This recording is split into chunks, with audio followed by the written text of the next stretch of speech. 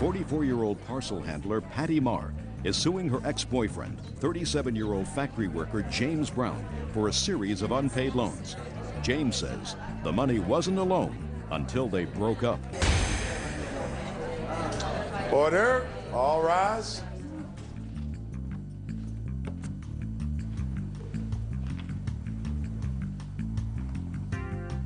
Somebody annoying you this morning? No, not really. Your Honor, this is case number 73 on the count in the matter of Marr versus Brown.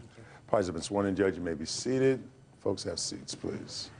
Ms. Marr, according to your complaint, you and the defendant met on the internet? That's correct. And began a relationship that lasted a relatively short period of time.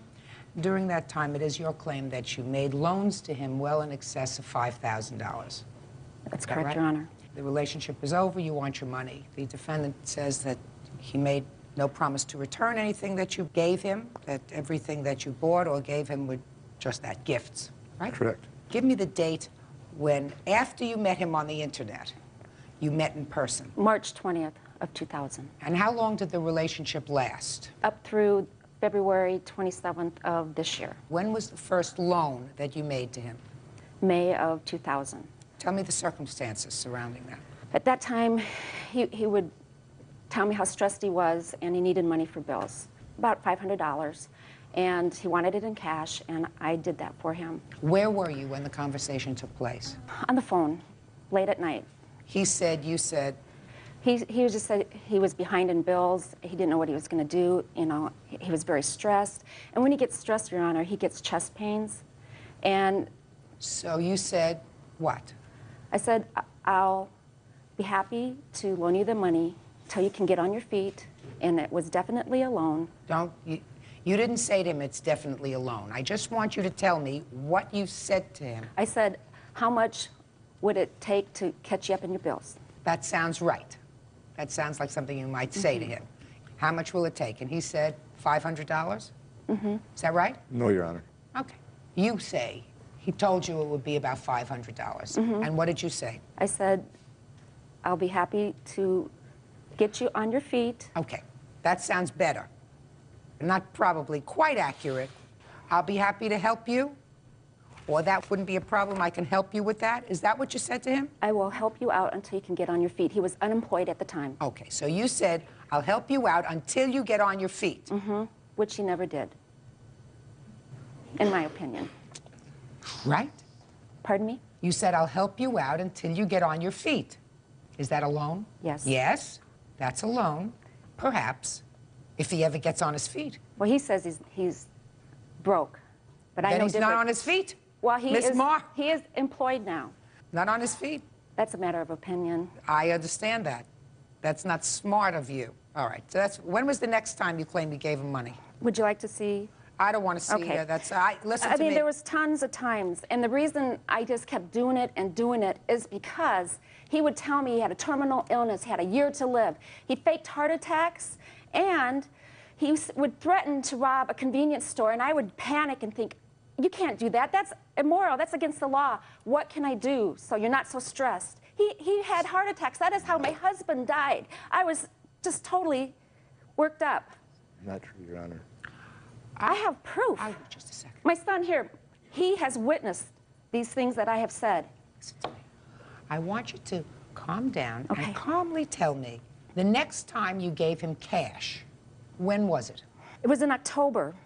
He had just moved to a different city. Tell me about the conversation that you had with him. He moved? I had spent a few days prior to that, and he never brought it up. The minute I get home from the weekend, he says how stressed he is, he's having chest pain, and that he's behind on some bills, and he needed to get them paid. There was utilities, the water was going to be shut off, his cell phone was going to be shut off, no phone, he wouldn't be able to come and call me. So what did you say? I said, what do you need? Why didn't you tell me when I was there? Okay, and what did he say he needed? About $600. You have proof? Yes, I do. Can I see it? Yes, ma'am. Well, let me look at my list. The first money in May of 2000, you gave him cash. That's correct, Your Honor. I have proof that it came out of my savings and cashier's check, that it went directly to him.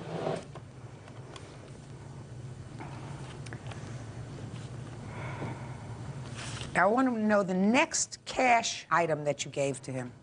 There's always something, prescriptions. No, cash. I made cash deposits right into his checking account. And I have 3 times I did that in July and August. It was right after his back surgery. He couldn't work. He gave me the same old sob story. And I have all that proof right here, Your Honor. Let me see it. And that totaled $1,400 in 3 deposits. I'd like to see proof of that. Thank you, Bert.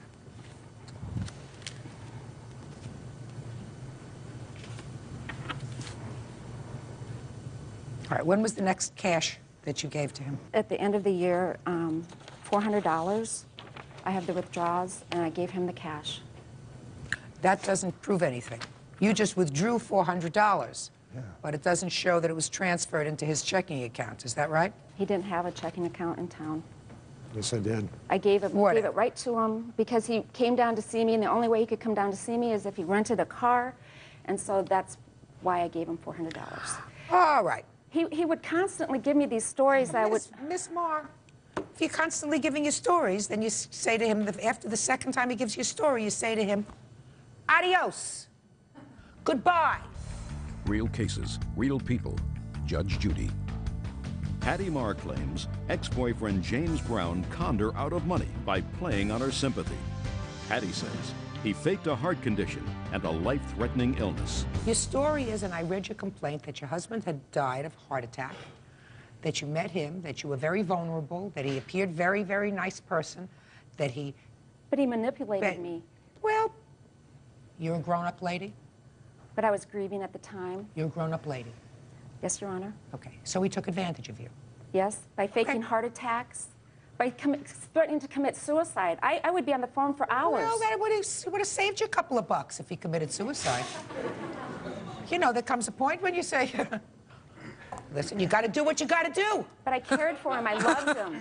What? I cared for him, and I loved him, and I believed, and I trusted everything he told me. He had me going all the time. I got the picture. This is not a hard picture. This is a picture that I see time and time and time again. I have some money that she can establish she gave to you. Yes, Your Honor. I'm not talking about buying you a new tire or buying you prescriptions or paying for your cell phone bill. I'm talking about cash money. Yes, Your Honor. This is my current... I don't care about your current. I care about the then. But Patty had made statements that she wanted to talk to her, and she told... Just pay attention to me. Okay. I run the show.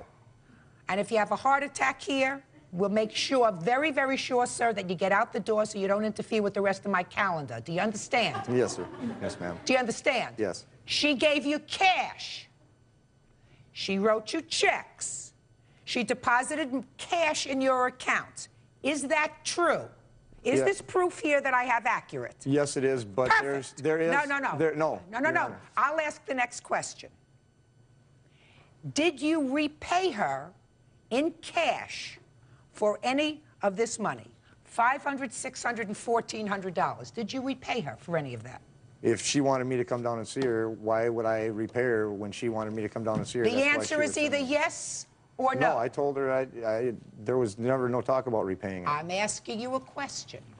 Did you pay her back this money? No. You acknowledge that she gave you the money. Yes, Your Honor. Perfect. Now, are you currently under the care of a cardiologist? No, Your Honor.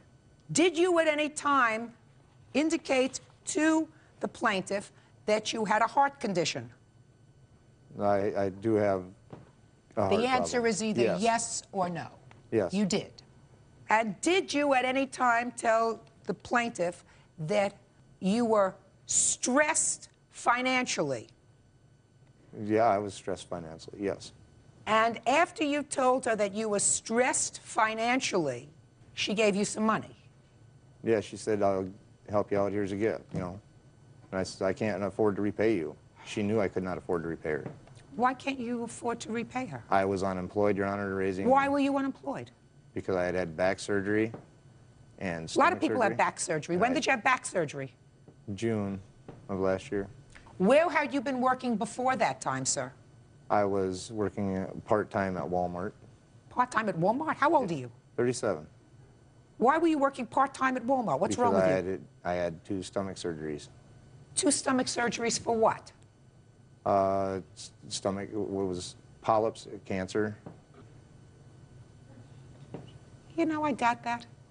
When was the last time you held a full-time job? 2 years ago. Well, actually, last year. The year before, it was 99. Con artist. Are you the current girlfriend? Step up here. When did you meet Sir Lancelot? Met him in February. You met him in February? 2001. Can't be without a meal check. What kind of work do you do? I'm an internet customer service for Northwest Airlines. How much do you earn annually? I don't know, probably 25,000. And what's Prince Charming doing? He's working full-time. He Where? has been since I've known him. Where? We was at Minn Kota, and now he's at, they make trusts. So he has a nice job? Yes, Good, he makes good money? yes. Perfect. You owe $2,500, judgment for the plaintiff, that's all. Parties are excused. You may step out. I had spoke with Patty on the phone, and she basically said if she gave him more money, he would come back, and she was addicted to He it. faked 2 heart attacks in my home with my son present. And now the next case. All parties in the matter of Hansen versus Boren. Step forward, please. 43-year-old census taker Maria Hansen is suing 40-year-old gardener Michael Boren for assaulting her with a garden hose. Maria says the attack occurred when she tried to collect his census form. Miss Hanson, your complaint is that while you were performing your duties as a census taker, you entered the defendant's home, and while trying to get the information from him that is required in the census, he assaulted you with a garden hose. Exactly. When did you go to his house? May 2nd of last year, and it was a little after 8, maybe 8:15. In the morning or in the evening? However, the lights were completely on in the house. So at that point, I decided, you know, fine, if they're up, I'll do their census. How If long not, had you I been won't. working as a census taker? But this was my 2nd day on the job. Did you receive any training? Yes, we had about a week's worth of training. Were you told as part of your training that if someone decides that they don't want to give you the information, you just leave? No. What happens if someone does not wish to cooperate with the taking of the census? Well, if they slam the door, you just leave. However, by law, everybody, including everybody from the president on down in this country, has to complete a census form. Okay. He So- already had received one form in the Just- mail, which he didn't complete, Who was that, the defendant? the defendant. So you ring the bell, Yes? and this is a private residence? Yes, I believe the door was actually open and the TV was on. What was the next thing that happened? Well, the defendant got up and he said, and I will quote, well, maybe I shouldn't in court. No, you have to tell me Okay. exactly what he said. All right, see that sign? It says no soliciting. Get off my porch. Now, after he made that statement to you, what did you do? I said, my name is Maria Hansen. I'm here from the census. I'm here to help you complete your census form. And what did he say?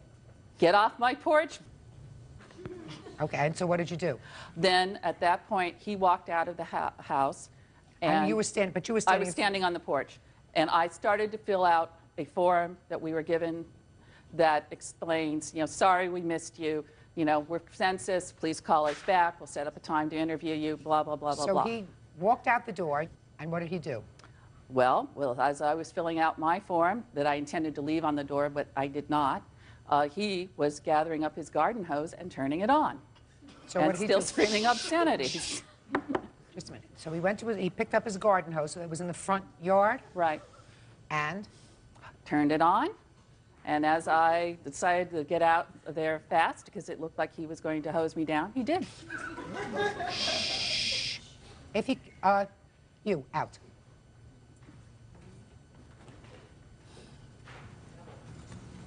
Good. All right, Mr. Borm, now let me hear your version of what happened, sir. Look at me, don't look at her. I'd say closer to 8:30. I'm minding my own business, private residence, watching television, getting a little late. Look at me. There was a knock on the door. I don't have a doorbell. I went to the door, opened the door, a tiny bit, screen door closed, and I said, Now, she might have confused that I called her name. What I did, I told her in no uncertain terms, you're not welcome here. Get off the property. No questions asked. Leave. Did you give her any opportunity before you slammed the door or told her to get off the property to explain what she was doing there, sir? The answer is either yes or no. No. What I'm going to ask you, sir, is unless you have some severe psychiatric history of which I am not aware, why would you not let this lady explain to you? I mean, she doesn't look like a psychotic person. Why wouldn't you let her explain to you what she was doing knocking at your door at 8:30 at night? I have no soliciting signs. If No, somebody... that's not my question. This lady does not look like an axe murderer. No, ma'am. Why would you not at least let her explain to you what she was doing there before you told her, on no uncertain terms, according to you, to get off your property? You're right, ma'am. Good. Then, since I am right, I was sir, unreasonable, since ma'am. I am right, sir, I know I'm right, and I know that your actions on that day were totally inappropriate. The fact that you may have no solicitation signs on your property doesn't preclude you from being part of the human race.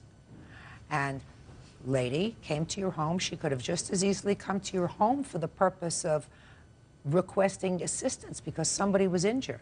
She came to your home not to solicit to sell you a vacuum cleaner or a 36-piece set of Tupperware. She came to your home for the purpose of completing a census, which I am sure you received in the mail and threw away, at least once, because that's why she was responding to your location. Your response to that was to assault her. The law precludes you from doing that. Now, Miss Hanson, Yes. suing the defendant for $5,000, and I think that that's an inappropriate amount. Okay. You weren't injured, you were humiliated, and you were frightened. I did suffer from depression afterwards, and I do have a note from my therapist about that. How long have you been seeing a therapist? A couple of years I've been on antidepressants. Okay, so you were depressed before, you were depressed after. This certainly didn't help your depression, unless you go home afterwards and say, listen, I just ran into somebody who's even in worse shape than I am, right? You know, which is something that I would have said, yeah, guy's even worse shape than I am because, you know, at least I can hold it together. Well, so you got to have a sense of humor about that. But I believe that your pride, and the fact that he did act in an inappropriate way, there has to be a statement. Absolutely. Okay, judgment for the plaintiff in the amount of $1,000. Thank you very much. That's all. Parties are excused. You may step out. Your Honor, this is case number 131 on the calendar in the matter of Wishner versus Collazo. Parties have been sworn in. Judge, you may be seated. Sir, have a seat. Ms. Wishner, your claim is that the defendant assaulted you in a bar. You claim that she assaulted you both inside of the bar and outside of the bar later in the parking lot. Did you know her before this evening? No, ma'am. You had never known her before December 13th? Yes. Never spoken to her before? Never. Okay. So why don't you tell me about at least your version of what happened that evening? Several friends of mine, we all decided that we would meet at a local bar, then go bowling, and then go back to the bar afterwards. So we all met, and that's where I was introduced to Marlena by a friend of mine. Who's Marlena? That's you, Ms. Collazo. Yes. And we then went bowling. Who went bowling? Mike, myself, two friends, Marlena. So she went bowling with you? Yes. Okay. I never really carried on a conversation with her because I didn't know her. Then after bowling, several hours later, we then went back to the bar to just hang out, have a couple of drinks, and just socialize. And that's when Michael had asked me that Kristen was coming down. Another girl was coming? Yes. And he had said that she liked him. He asked me if I would go along and say that I was his girlfriend. I said, that's fine. Marlena was on the other side of the bar, sitting with Kristen. They were carrying on a conversation. So Marlena, Ms. Collazo, was sitting at the other side of the bar with this girl who had a crush on Michael. Michael? Yes. Okay. Gotta get me a scorecard here. Michael and I were standing there talking. And before I knew it, Marlena had come up behind me, grabbed the back of my hair, and yanked my head back, and began to yell at me and call me a liar and said that I had lied to her. And Lied to? I had lied to her. She Okay. said that I lied to her or lied to Kristen. Michael had asked her to leave, so she had left the bar. From there, Kristen came up to me. She's like, I'm really sorry. She's like, you know, we were just standing there having a conversation. She's like, Marlena was supposed to come up and confront you and Michael about the situation, if you were lying or not. She's like, I never expected her to pull your hair. So Miss Collazo left because Michael told her to leave. Yes. And she left the bar. I wanted to know why she had pulled my hair. I went outside. I was standing there on the edge of the sidewalk. Her car door was open. She was getting into the car whenever I had asked her why she'd pulled my hair. How far away from you was she when you asked her that question? I don't know. Point I mean, to it was- something in this room. She was probably like where the flag is behind you, the navy blue flag on the right-hand side. Okay, so pretty far away. There was a pretty good distance between us. Okay. I didn't leave the sidewalk. I stood there and figured that I would carry on So the you conversation. shouted to her, why did you Yes. pull my hair? Exactly. I just wanted to know. I didn't care. Why did you pull my hair? Is that what you said? Yes. Go ahead. From there, she had shut the car door and began yelling at me. I guess she felt threatened that Don't tell me what she felt. She shut the car door and started to yell at you. What did she say? She just called me a liar and said that I lied to her about the whole situation when I didn't lie to her. I lied, you know, to Kristen. And she approached me. So she left the car and came to you. Yes. Go ahead. From there, we continued to exchange words, and before I knew it, she had jumped on me and slammed my head up against the car. It was a Jeep Grand Cherokee. I did $400 worth of damage to the car with my head that she bounced off of it. From there, she continued to jump on me and beat on me. She had scraped my face with her nails, pulled my contact out of my eye, and every time I tried to get up and get away, she continued to jump back on top of me. I had a bruise on my left inner leg from continuing to fall. Numerous times I had asked her to get off of me, that I wasn't going to fight her. I tried pushing her away, and when I pushed her away, she then bit me on my hand. And I have pictures if you want to see. I sure do.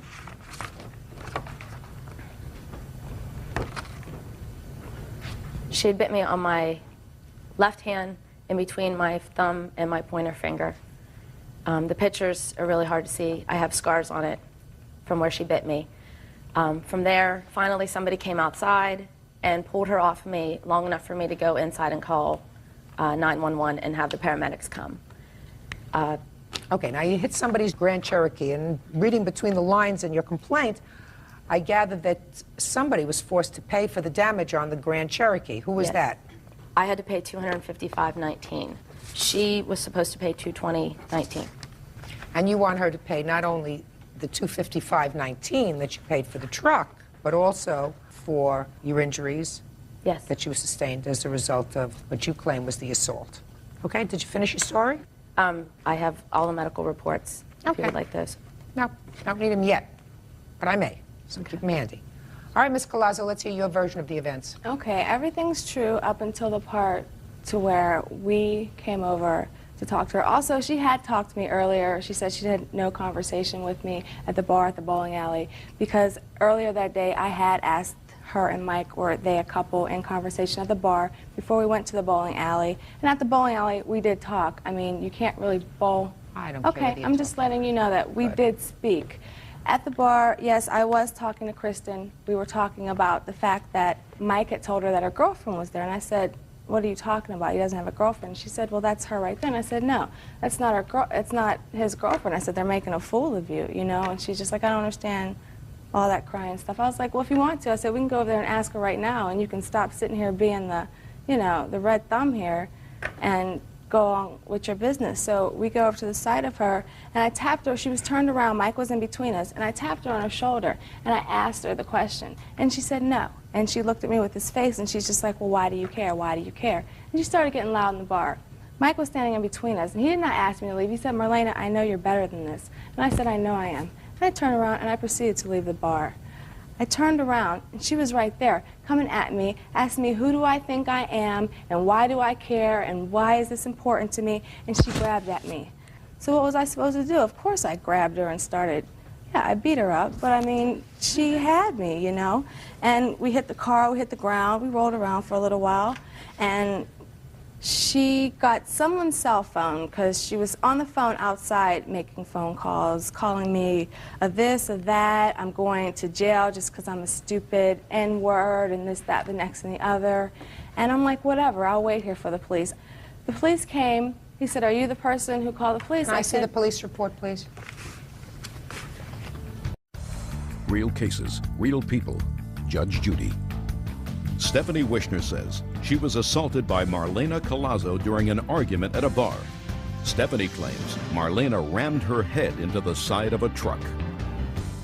So you left before the police arrived, is that right? No, I left after the police got there. He pulled up right in front of the bar. I was still out front. He looked at me and he said, are you the one who called the police? I said, no. I said, I'm just trying to get my things and leave. He said, okay. And he went inside to talk to her. Well, according to the police, you left before his arrival. Why didn't you hang around and speak to the police officer? I was right there when he pulled up, and he asked me, he said, are you the one who called the police? No, I'm not the one that called the police, but I know about this incident. You knew why the police were there, right? Yeah. So why wouldn't you stay around and give your version of the events? I didn't feel it was necessary. No? Take any prescription medication? Do I take prescription medication? Do you take any prescription medication? No. There's no excuse for this. There's no excuse for this kind of an assault. This wasn't a single assault. This was clear. She beat you up. Okay? And she has to be responsible for that. But you also, it seems to me, have some responsibility. There's no question that two of you had been drinking that evening because you started out at the bar, then you went to the bowling alley where I'm sure you were drinking beer or whatever else they serve there, then you go back to the bar and you're drinking some more. So I'm sure that both of you were feeling a little bit loose. Would that be a fair statement? Yes, we were drinking. Okay. That doesn't give you this. You understand that? Yeah. And you got involved with something that had absolutely nothing to do with you. You're talking to Christina. Christina wants to know if this boy is actually dating this girl. What does that have to do with you? And what do you have to start trouble for? You tell this girl that they're making a fool out of her? I mean, is that what a mature person does? Well, they were. What does that have to do with you? So, you had to pay for the truck? That's part of the cost of being stupid and going out and following her outside. As far as your medical bills are concerned, now I want to see your medical bills and the reports. This is the hospital report. This is the medical. You didn't see the doctor, I assume, Ms. Collazo, because you went home before you even spoke to the police. Is that right? That's it? Yes. I went home and I went to bed. Went home and went to bed. Did you go to work the next day? Yes, I did. So I assume you weren't injured. Not to the point where I felt I needed medical attention. Well, tell me how you were injured at any point. Okay, I had scratches all over my neck. Did you have any photographs of that? Did I know I was going to court? No. Did you? If you had hung around, Ms. Collazo, and spoken to the police, maybe you would have known. Nothing more unseemly than women who drink. Medical bills total $1,160. Can I speak right now? Mm-hmm. We had a criminal case. She already tried to get me for harassment, but the judge in Pittsburgh dropped the charges. Well, I'm not dropping the charges. As far as I'm concerned, madam, you owe $1,160, judgment for the plaintiff. Parties are excused. You may step out. I'm tired of seeing her in court. This is my third time, and hopefully I don't have to see her ever again. I really think she was out looking to just start something. And I was the lucky person. And now the next case. All parties in the matter of Passariello versus Stillwell. Step forward, please. Kalia and Vito Passariello are suing DJ company owners Jennifer and Eric Stillwell for ruining their wedding video. The Stillwells say the video was free. Mr. and Mrs. Passariello, you were getting married, and you hired the defendants as DJs for the wedding. Is that right? Correct. And how many hours was the reception? We had hired them to play for 3 hours. What did your contract provide for? $210. Not a lot of money for 3 hours, right? Average where we live. Okay. How did you find them? Did you find them through an advertisement, or did somebody recommend them? In the phone book, an advertisement in the phone book. Okay. Had you asked for any recommendations? We only had 2 months to plan our wedding, and in their advertisement, it says that they do a videotaping for free. And since we were in a hurry, we decided to go with them because we also wanted the videotape. So we chose Let them. me see the ad, please. We actually have two. Just a second. So $210 was for the DJ. How many people? One DJ or two? They told me that there would be one DJ, but there would be someone there helping him. And was there? There were two other people there with him. Okay. So that's a pretty reasonable. Right. So you're not complaining. Your lawsuit doesn't complain about the DJ services. Your lawsuit says that they were to provide you your event videotaped free. Correct. That's what the ad says. Right. But not the DJ services. The DJ services you paid for. Right. The video was free. And what you're complaining about is the quality of the videotape. Right. Right? And some of the service.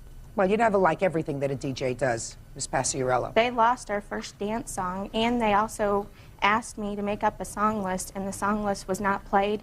And we had picked out special music for the cake cutting, and it was not played either. Ms. Paciarello, listen to me very carefully. I have made a lot of weddings. Never is perfect. Did you fire them? Well, I couldn't send them home and have no entertainment. Of course not. So you kept them for the 3 hours. Right. Fine. So you got your service provided for, because what you're suing them for is not $210. You're suing them for $2,110. You're suing them for 10 times as much as you paid because you say they spoiled your day because of the video. It wasn't just that the day was spoiled. My husband is from New York, and his family was not able to attend, and we were counting on this video to include them so they could see, and it's so embarrassing. We cannot. Then you should have hired somebody who was a professional videoer. Well, their ad shows professional this, professional that, and they actually have it in a higher printing that your video service is free. Yes, but they're standing Mr. Paciarello, it's ludicrous to believe that you actually thought that you were going to get both a professional DJ and a helper for 3 hours, plus a professional video, all for the bargain price of $210. That's average where we live. It's not low, it's very average. So what you're telling me is you can get a professional DJ and a professional video. I don't know about a professional video. You're not following what I'm saying, madam. It's ludicrous to believe that you could possibly expect a professional DJ plus a professional video. They agreed to provide a video. They provided you a video, madam. You may not like the video. Can I show you the video? No, I'm not interested. It's awful. Just a second. You should have hired a professional photographer if you wanted a professional video. How is somebody going to do a DJ, pay attention, professionally, as well as videotape an event to your liking, right? You want two professionals for $210. They had 3 people at the event, one person to DJ and the other 2. One of the men was standing there with the camera. Now, we're not saying a professional job. We're saying at least an average job. This is out of the below 3 hours. Where do you get standards? Out of the 3 hours. Just a minute. Where do you get hired standards for a free service that it's supposed to be average, below average, above average? I'm sure it's rounded into the price somewhere. Did you call for hey, Miss Paciarello, I hear a lot of people complaining about wedding events afterwards. Sometimes I rule in their favor. When they hire a photographer and the photographer's pictures are so outrageous, and you've hired a professional photographer, they are successful. But you did not hire a professional photographer. You hired a professional DJ who was giving you as a service, as a free service, a video. I'm going to ask you only one other question. Did you contact, in the course of the 2 months preparation for your wedding, a photographer? No, his father took all the pictures for our wedding. So the answer is you did not contact a photographer. We didn't need to. No. Good. Oh, so I hope you have good pictures. Listen, stop making a mountain out of a molehill. No, can you view the tape, please? I'm not interested in the tape, madam. There are pictures on the tape. Is that right? It's a video. You can't see it. It's so dark you can't see it. And when we're cutting the cake, the speaker for this system, they set their service up right in front of our cake table, and you cannot even see Vito except for the waist down. You hired a DJ. But they agreed to provide another service. They provided another service. No, they gave didn't. you a video. And the fact that, Ms. Pasciarello, you're not going to get a dime. Understand that. You hired a DJ for $200 for 3 hours. Did you play 3 hours or more? We played 4. Played 4. Because they felt bad because they broke our first dance tape. Fine. Well, that's a just a second. That's a very nice thing. So they played for 4 hours. They played for 4 hours. But I told him to leave. No. Yes, we did. He asked us several times if we wanted him to stay for a half an hour for 35 or a full hour for 70, and I told him no, because there was only like 30 people left. Just a second. So are you telling me they didn't stay for 4 hours? They did, but I didn't tell him to. I told ask him he could Ms. leave. Pasciarello, get this straight. They played at your wedding for 4 hours for $200. And for that, you also believe you are entitled to a video that is totally satisfactory to you. No. You are not entitled to that. Did you ever hear the expression, you get what you pay for? Did you ever hear the No, expression? don't ask me any "Nothing's questions. free"? That's right. Nothing is free and you get what you pay for. Case closed. Case is dismissed. That's Parties all. are excused. You may step out. Yeah, this is case number 29 on the calendar in the matter of Matthias versus Matheson. Parties have been sworn in, Judge. You may be seated. Folks, have seats, please. Mr. and Mrs. Matthias, you hired the defendant's firm to re-roof your home. Yes, ma'am. And you claim that in the process of working in your home, they tortured your dog. That's correct. They entered your home without your permission, or someone entered your home without your permission. Nothing was taken, but you were forced to put new locks on the doors and windows. And you want the defendant to return the price of all the roofing materials that you paid for the house and for your aggravation. Correct. Okay. The defendant said his people didn't do anything and he should be paid for his work. I assume you were paid for your work, is that right? No, I haven't been paid at all. You haven't been paid at all? No. Okay. We'll see. What was the total cost of the job? Total cost of the job after the second invoice was $7,597. Can I see it, please?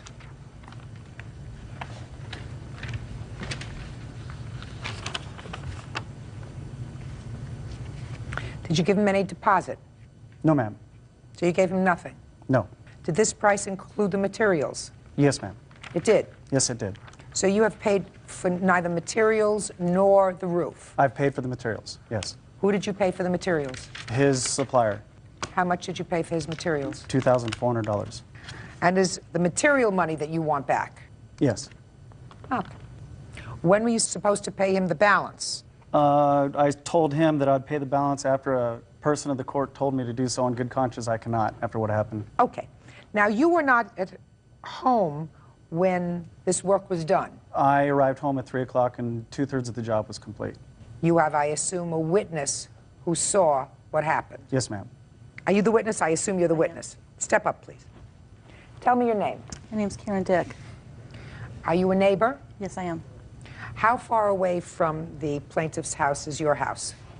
They live directly across the street. Would you tell me what you saw on that day? Yeah, typically I get up in the morning and I prepare dinner for the kids. So I got up and I noticed out the window that we have over the sink that the neighbors were having their roof done.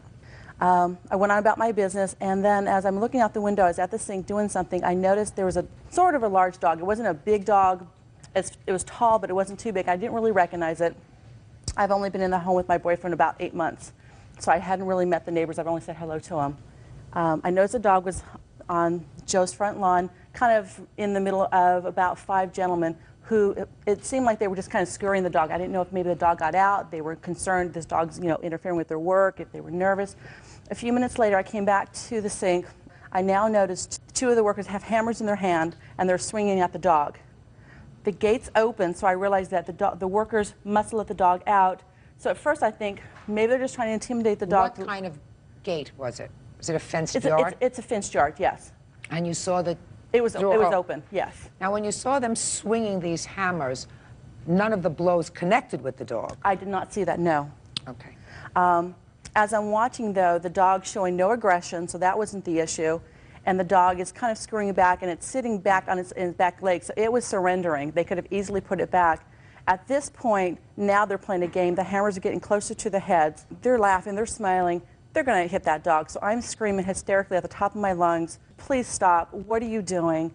And they get my attention, so I'm standing there to make sure they understand I'm standing there watching this. At this point, the two men walk away and the dog's still there. I go back into the home, and my boyfriend's mother, who's about 82, comes into the house, and I'm trying to explain to her, because her English isn't great, I'm trying to explain to her what's going on, and I'm looking out over her shoulder. At this point, I see one of the two gentlemen with a rope in his hand starting to do this, and I know what he's going to do. And I'm watching this, and before I can react, he's already got the dog by the two back legs. He's yanked the rope, and by yanking the rope so hard, he forced the dog to flip over on the back side, and from the left side of Joe's house all the way to the front side, to the far right side of Joe's house, through the street, not on the side, but through the street, he drugged the dog on the dog's back. Okay,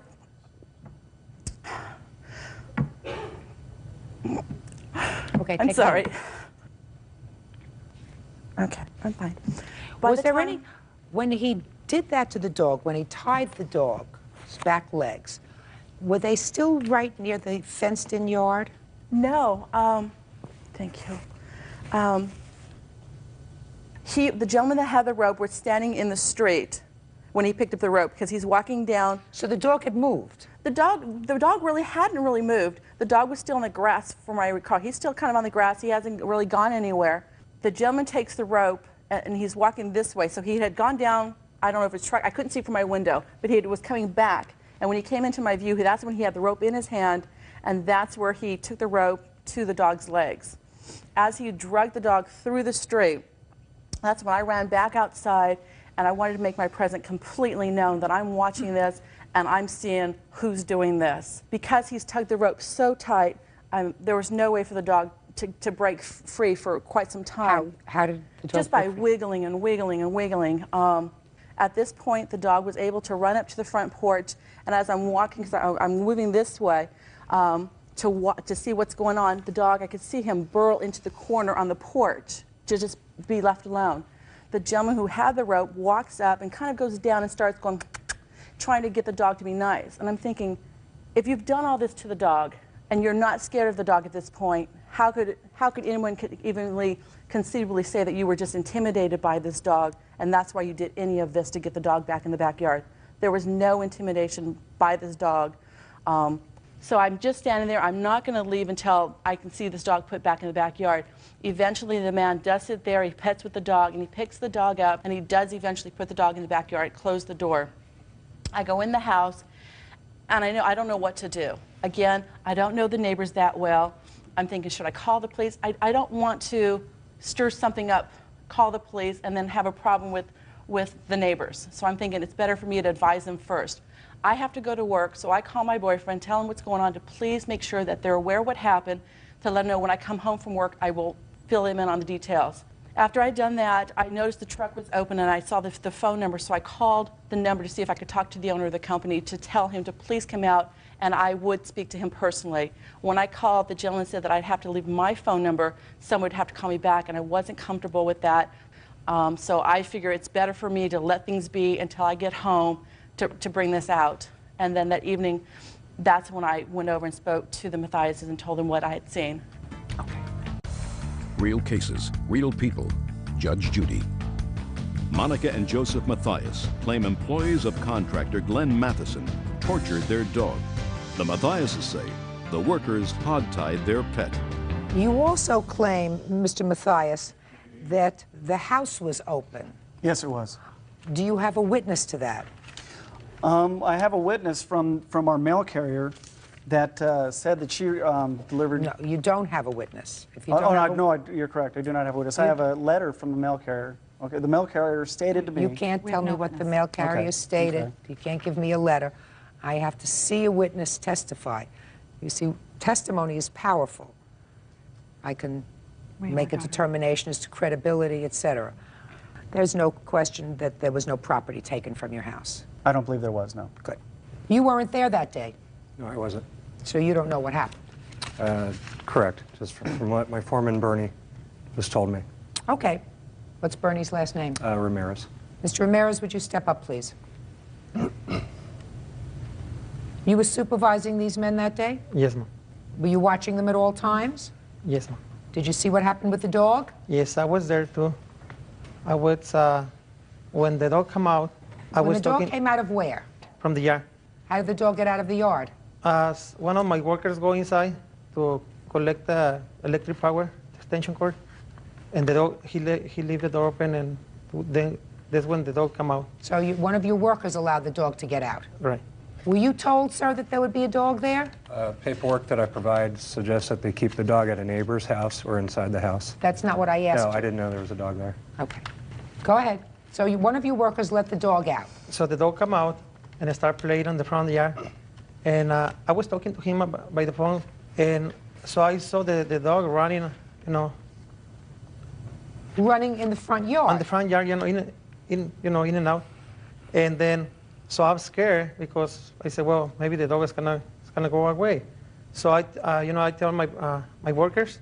So two workers come out from the roof to try to put the dog inside, back in the yard. But I never saw nobody hit the dog, nobody touched the dog. No, there was no testimony that anybody hit the dog with the hammer. Yeah, there was testimony that they were motioning to the dog with the hammer. Did you see the dog being tied up by the back legs? No. Well, that happened because there is no question in my mind that this lady is telling me the truth. Any question in your mind that the neighbor is telling me the truth, sir? I have no idea. Well, I know, if you have no idea, I'm going to tell you that this lady is telling me 100% truthfully that the dog was tied up by the legs and pulled in the street. And if your worker, Bernie, didn't see that, then he didn't see everything. There isn't a reason in the world that this neighbor, who doesn't know these people from a hole in the wall, would come to court and lie for her and pick up the phone and call your company to tell your company. I've got records that she didn't call.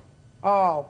I get a log of every call that comes into my office. That somebody records? Correct. So nobody recorded, just a second. No, either name or number. They don't care. They'll record a message. She wasn't leaving her name and number. Correct. She left a message. I show no message. That's your problem. Well, that's your problem. It states that she didn't call me. She called you. She didn't. Oh, yes, she did. I don't have record of it. Every call that comes into my office. No, listen to me, sir. Recorded. Listen to me carefully. Don't get defensive. You weren't there. Fortunately, you weren't responsible for this. But I can think of no reason why this woman, who is new to the neighborhood, would be so upset about what she saw to go outside, get the number from your truck, come inside, place a call, speak to somebody who said to her, according to her, which I believe 100%, leave me your number, somebody will call you back. She said, I'm not leaving my number, thank you very much, and she hangs up, and nobody records it in your log. She said that they took a message to get me out to the job site. No, that's not what she said. That's what you wanted to hear. That's what What she said was she wanted somebody to come to the job site, but they said to her, give me your name and your telephone number, and I'll have someone call you back. And she did not want to do that. But she requested to leave a message. That message would have been taken and recorded and sent to me. Just to say, I heard what you said. Correct. You're not hearing what I'm saying? I'm hearing. I believe she called. I don't believe she called. Then that's your problem. Fortunately, I'm in charge. I don't know if Bernie is lying intentionally or if he didn't see everything or if he wasn't watching what was going on there. You think these people are trying to scam you out of a roof? I believe they're trying quite a bit. Yes. Really? Yes. No. I think that the men that you hired did not do the right thing that day, and they were very angry. Whether or not it translates into them suing you for $5,000, I don't know. But there's no question in my mind, after listening to Bernie and listening to the neighbor, that she is telling me the truth. Bernie, two things. He either did not see everything or he's lying. Because he did not put the dog back in the pen. I've never known He Bernie did to not lie. put the dog back in the pen, Bernie. She says somebody came to the front door, one of the men came to the front door and ultimately picked up the dog and put it back into the yard after they got finished doing the stupidity that they were doing to this dog. I was told the dog was dragged back into the garage. Getting a lot of conflicting stories. Not from to this me. side. Of course not. Not to me. I have. Not to me. I've received a number of different stories. And the dog doesn't get taken to the vet till 2.5 days, 3 days later after I tell him, no, I'm not going to settle for this. I'm not going to take your word or your neighbor's word. I'm not going to give you a financial benefit for this. I said, what do you want? He says, I want money from you. I own your company. I want a free roof. I said, I'm not going to give you a free roof. I'll sleep on it. He sleeps on it, comes back and says, I don't want to pay your labors. You know they're lying to you. You know anyone will lie in order to get paid. Well, to this day, they haven't been paid. 2 people attached to your company did the wrong thing that day with the dog. It wasn't proven. You have It's one proved. witness. Just a second. You've It's got the proven vet who says there's nothing wrong with the Just a dog. second. I didn't say that the dog was injured, sir. The dog was maltreated. The dog was She could have maltreated. misconstrued what was going on in some parts, yes. No. This lady didn't come out twice screaming because she was misconstruing what was going on. She was concerned about how scared she was. Call the police. The police could have been there and taken care of everything. Everything would have been solved right then and there. It's a possibility. She could have done that. She But could have called the police. So there was Give me a reason. Think of a reason. Why she didn't call the police? No, think of a reason why she would lie. I can think of a reason why Bernie would lie. Why is that? Because he was responsible. He was the foreman on the job. He was responsible ultimately for the performance of his men and He's what they performed did. jobs I'm for me for 12 years. I'm speaking. He was responsible ultimately for the performance. And if he came to you and said to you, I did in fact see two of my guys who didn't know what they were doing, who were just sort of fooling around with the dog, and one did put a lasso around the legs, but meant to put it around the head to get it back into the house, or he didn't see everything, or he figured, say nothing. I can think of a reason for him to lie. I can't think of a reason for her to lie. And I can't think of a reason for him to lie. Well, I can. So, and that's the only thing that counts. So, you have to prove damages to me, sir. What were your damages? So far, you got a $7,500 roof for nothing. Yes, ma'am. The hardware replacement for the door locks and everything. Listen to me. I'm not entertaining your claim for any door locks. Okay. Because as far as I'm concerned, they didn't do anything with regard to going into your house. Okay, I felt in good conscience I should pay the materials for the roof. I'm not going to pay him until an officer of the court tells me to pay him for the labor. Well, that's not... Or anything like that. Yeah. The pet clinic was $31. Let me see the vet reports. And all the material has not been paid. I have the receipt for Material that, from Your Honor. ALL has been paid, but not material from my yard. Not all material came from ALL. Your countersuit is for $4,500 for defamation of character and lost wages.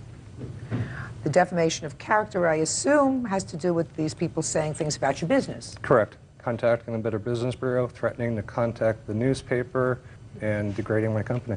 They are entitled to do that. Your Honor, he's also put a lien on my house, I believe. I have every right to lien the house. I haven't been paid for You're a job. absolutely right. Is this lawsuit supposed to determine that? No. So then why am I hearing your countersuit? It's not for the lien on the house. Well, what is it for? It's for loss of wages for my men for the day, loss what of day? work, for today, for being here. For today? Correct. Forget it. Your counterclaim's dismissed. I believe that they have a perfectly valid claim against you because I believe that the people who represent your company did the wrong thing that day. First, they negligently let the dog out of the yard. That, at least, we know from Bernie. And after that, Bernie told them to go and take care of it.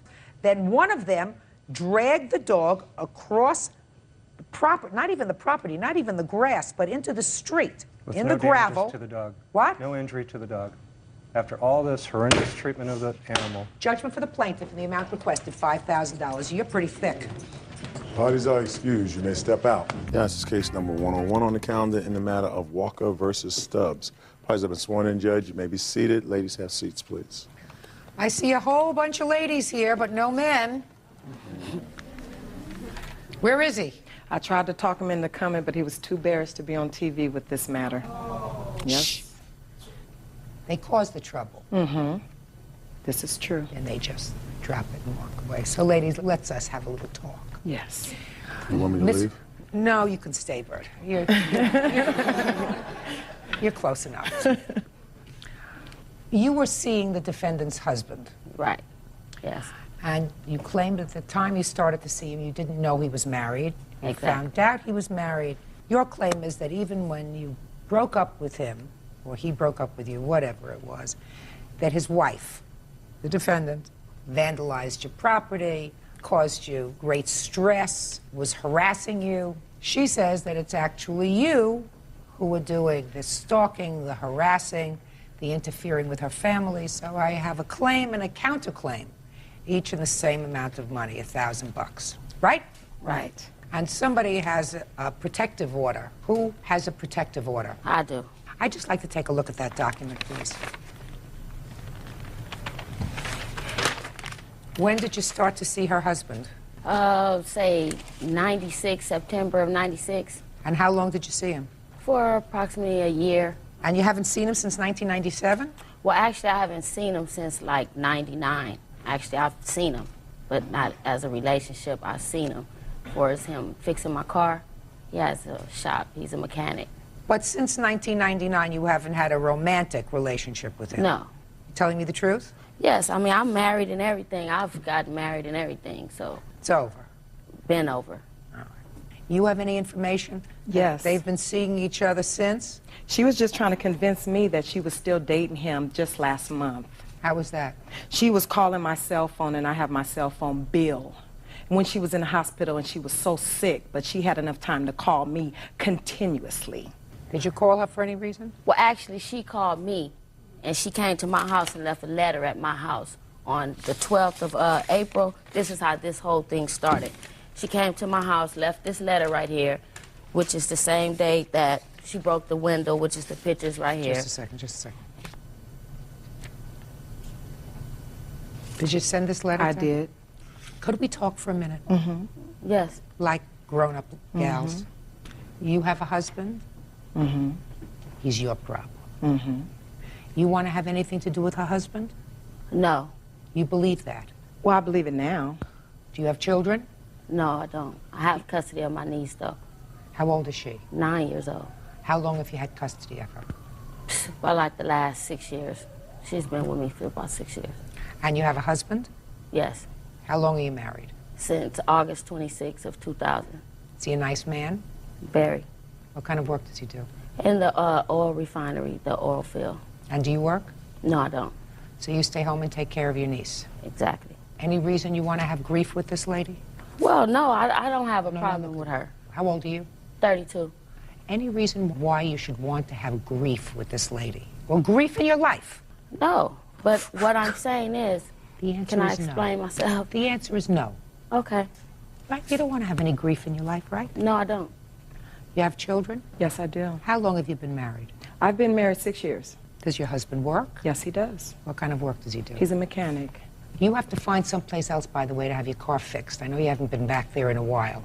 Find someplace else. There are lots of mechanics. No problem, you're right. Because that just starts trouble. You know what I mean? Yes. You don't want to have any further dealings with her, do you? Never did.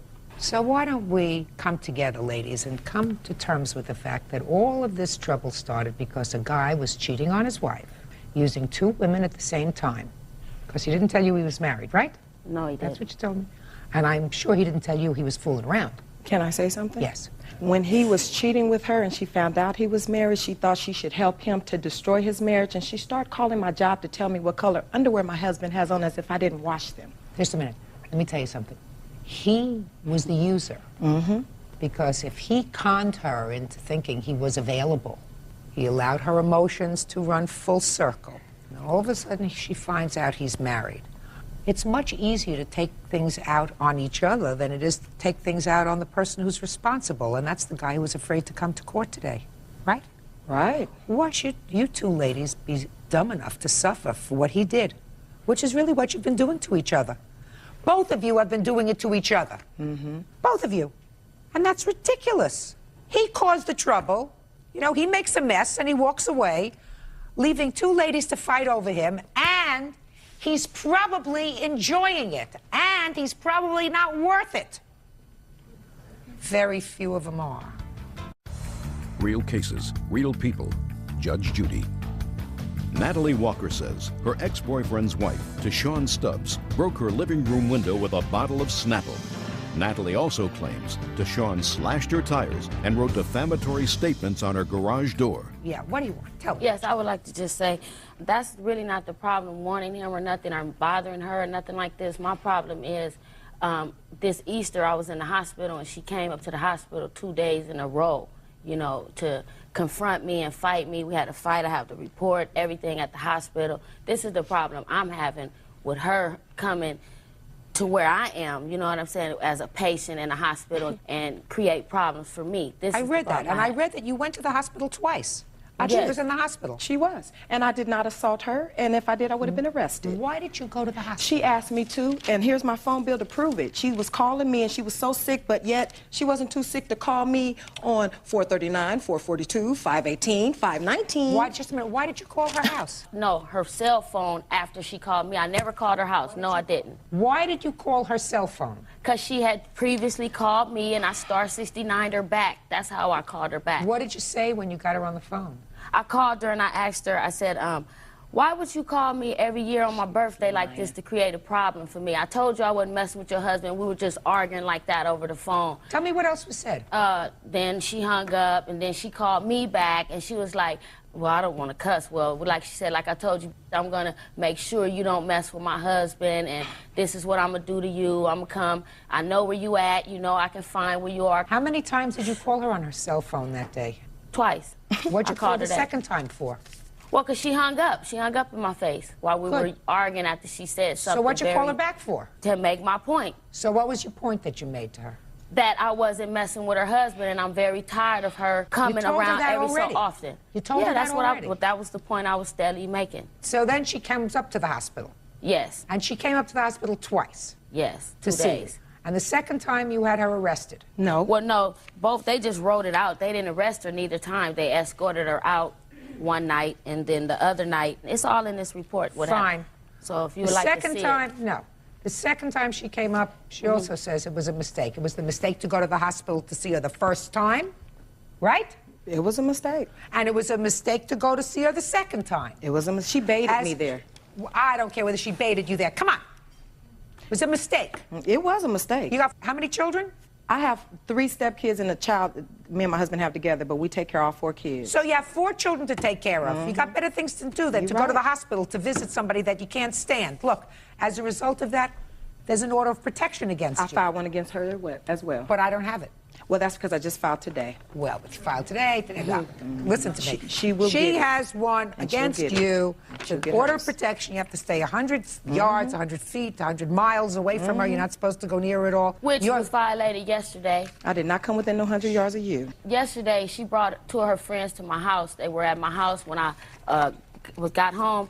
And I was going home to take these pictures to bring to you of my window, so I had a camera with me. Let me see the window pictures. And so what I did was, while they tried to run off while I was calling the police, I took a picture of them leaving down the alley because I had the camera. And I got an incident report number that they took yesterday. That would not be a picture of me, Can you give her that? Because this is the report And it's not number. a picture of me. And I also have a picture of her window. Because you was in the car, that's why. Yeah, but I wasn't. You have a picture of a broken window here. When was your window broken? On the 12th of April. The same time she dropped the letter off. Okay. Did you see her break the window? Yes, I was there because I have bars all around, and I have a bar door. I can open my door without going out and see her and everything, the way my house is. How did she break the window? With a Snapple bottle, Snapple juice bottle. She threw it as she was leaving or whatever. She threw it into the window. After she put the note in your mailbox? Yeah, she came in the yard, put the note, banged on the door, of course. I yelled to her that I wasn't going to come out, be trying to fight with her. And she said what she had to say, cussed and did what she had to do, got in her car and pulled to the side, because you see my gate right there next to the alley, and just threw it. That's that side window by the alley right there. You have a bill for the window? Yes. Well, I have an estimate. Yes, I do. I'd like to see an estimate for the window. This for the window and the actual tires that she put on the flat. You'll tell me about that in a minute. Tell you about that? In a minute. Oh. I want to see the estimate from... All right. Now tell me about the tires. Okay, here's the picture, the estimate, and everything about that. Wow, this was like right after Valentine's, right? What year? After this year. She came over once again, banging on the door, yelling, talking about come outside, what she would do to me. I tells her once again I'm not coming outside, so she takes a knife. This car was right here in front of the house, and just stabbed the tires. You have a police report on that? Well, actually, this right here, on the 12th, I just made a report. It's just an incident report. I don't have like this right here. This was from '99 when she ran into my garage. I don't want to see that. Yeah, it's ridiculous. God. I also want you to see this, Judge Judy. She is lying. See what? This is just a report from the hospital and from my niece who was actually there. Let me see. When we, you know, I want you to see When that. I beat her up. There you go. What you got? What kind of conversation did you have in the hospital? First time she came. On Saturday, when she approached me, it was at the nurse station, she said, I want to know what my husband brought you for your birthday, if you got anything. And I'm like, what? How you gonna come to the hospital and ask me about what your husband got me for my birthday? And so she started cussing. She said, because that's my husband, and I told you to stop messing with my husband, and we got to verbally arguing, and she swung and hit me. This is how my IV came out that particular day, because I had to have surgery to put another one in. And 2 nurses came, the security came. My niece was standing right there with me because I was walking her to the elevator to leave. That's why I was out of my room, period. And they just broke it up. They detained me, put me into the supervisor's room or something, and they just escorted her out. Then After that incident, I'll get to you in a minute. Okay. After that incident, did you call her again that night on her cell phone? Did you call her again? No, I don't believe I called her that night after that. You don't remember whether No, you I called her honestly that don't night? think that I called her that night. No, I don't. Okay, what time of the day did she leave the hospital? That night, this happened about 9:30 at night. At night? Yeah. Okay, do you have any phone record after 9 o'clock at night? I Had wasn't she there called at you? 9. What time were you there? It was like 8 o'clock, 7 or 8. It was before 7, visiting 8, hours 9. are Did over. you have any After phone visiting record hours. after that she called you? Actually, Your Honor, I turned my phone off and she just left me. The answer is either yes or Okay, no. no. Okay. I don't have it Fine. here. Fine. Now, the next day she came back. Is that right? About 10 o'clock Easter morning. What happened when she came back at 10 o'clock in the morning? I was at the nurse station, and she approached me and the nurse. The nurse was right there, and she verbally threatened me again. And What did said, she "When you say?" she said, I'm going to find you anywhere you at, and when you get out, I'm going to kick your still. And that's when the nurse immediately called security, so it wasn't no fight or nothing Sunday. Nothing happened. It was just verbal things, and Okay, they put her out. Stop. Between 8 o'clock Saturday evening and 10 o'clock Easter morning, do you have any record of the plaintiff making a telephone call to you? Yes, I do. What time? She called me at 2:27 p.m. and she also called me... No. Oh, I'm sorry. You didn't understand my question. I didn't. Let me hear it once more. Then I want you to pay attention. Okay. From 8 o'clock Saturday night until 10 a.m. Easter morning, do you have any record that the plaintiff called you? Yes. What time? 10:28 a.m. No. Oh. Before 10 o'clock. Oh, before. She called me at before 10 o'clock. Not before 10, no. Then she didn't call you to come back to the hospital. You say in your answer that she called you to come back to the hospital, Miss Stubbs. I'm just confused, Your Honor. She called me... Stop being confused. She called me on the 14th. I'm already past the 14th. You left the hospital. You were escorted out of the hospital. Well, then she called me all the next day. I want you to pay careful attention to me, madam. You're escorted out of the hospital Saturday night. You come back to the hospital Easter morning. That's clear from the report. Okay. And what I asked you is, why did you come back? Off. Your phone was off, Yes. so she did not call you. She did. She left me messages. She left me messages all morning. She called me. Yes, she did. Oh, well, I don't have those messages. That's because my phone was off. You have those messages written down? No, I You have erased them. Oh, well, that's too bad. Then I don't believe you. Your Honor, her number's all on here. She called me. You understand what I'm saying to you? She did call me to come back. No. No. And if she did and you went, you shouldn't have. All right, let's hear your counterclaim. 1, 2, 3, mental anguish. Your Honor, I have my doctor's statements. I don't read doctor's statements. Okay, well, she used to call my job with her sexual harassment, you know, and I would have to leave my job at times. If she had a date with my husband, you know, being the other woman, she would call me, you know, and rub my nose in We're it talking at work. about 2 years ago. No, we are talking about recent. She's trying to convince me, and she was trying to convince me when she was in the hospital that she was still seeing my husband. She was saying that he is doing all kind of sexual things to her, and that is what she was trying to convince me while she was in the hospital. Let me tell you something, Miss Stubbs. When you write a letter to her that says, this time of year I usually have problems out of you by now. Could this be that I'm finally rid of you? That you wrote to her on 4/12/01. Yes. Which suggests to me that for a long period of time, you had not heard from her. You hadn't heard from her for a long time. What'd you start up with her again for? Because you had no reason to start up with her. And then you write something else. I bet you didn't get any something for your birthday. This time, did you? So you were giving her a little bit of a dig that she didn't have your husband for her birthday this time. You're a troublemaker. Get over it. Your counterclaim's dismissed. I believe that she slashed your tires. I believe that she broke your window. And I believe she came to the hospital to harass you. You're suing her for $1,000, and I'm going to grant you judgment for $1,000. But I'm telling you this, I tried to start out this case very clearly by saying, ladies, if you allow a man to make a fool out of you, you're a bigger fool. And if you allow your husband to make a big fool out of you, then that's what you are, a big fool. Get over it. She doesn't want anything to do with him anymore. Judgment for the plaintiff in the amount of $1,000. That's all. Thank you, Judge Judy. Parties are excused. Yes, case number 161 on the calendar in the matter of Brody versus Koenigs Connect. Parties have been sworn in. Judge, you may be seated. Ladies, have seats, please. Mr. Brody, you went over to a friend's house to visit. You pulled your car into your friend's driveway, right? That's correct. The defendant also lives in the house. She arrived sometime later. It is your claim that she pulled her car right up to the bumper of your car, gave it a little bit of a nudge. Nudge? Nudge? No. Nudge. Thank you. Nudge is what I am. No. Nudge is what you are. Nudge. And she damaged the back end of your car. Yeah, the rear bumper. The rear bumper of your car. You wanted to pay the damage. When did this happen? It was June 2nd. What time did you arrive at your friend's house? About 6 or 7 p.m. after dinner. We'd gone out to pick up dinner. And was yours the only car parked in the driveway? When I parked the car, yes, it was. When did you see any damage to the car? We came outside about 11 o'clock. What happened is that she had come home while we were inside, obviously. And we went outside, the witness and I, and one of the roommates who had her keys.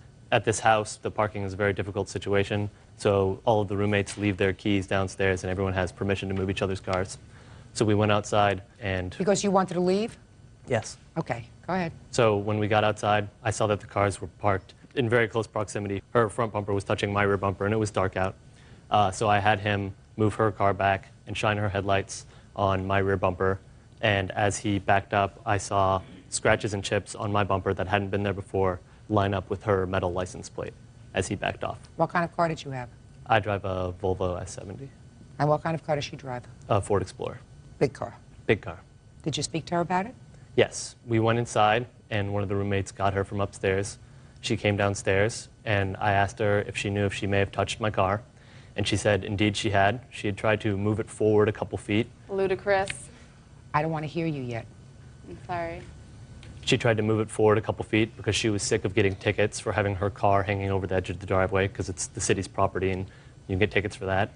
And she also said that she thought that people did that all the time, and she thought she could move it because her car was an SUV and mine wasn't, so she didn't think it would be a problem. And I told her that there was damage on my car that hadn't been there before, and I expected her to pay for it. She said that was okay. She apologized. She asked me if I knew how much it was going to be. I told her that I didn't, but I thought it would probably be a couple $100s. I offered to let her go outside and look at the damage. She declined to do that. I told her that I'd call her with an estimate. She said that was fine, gave me her phone number, and I left. And did you call her with an estimate? I called her 11 days later with an estimate for $307, which I have right here.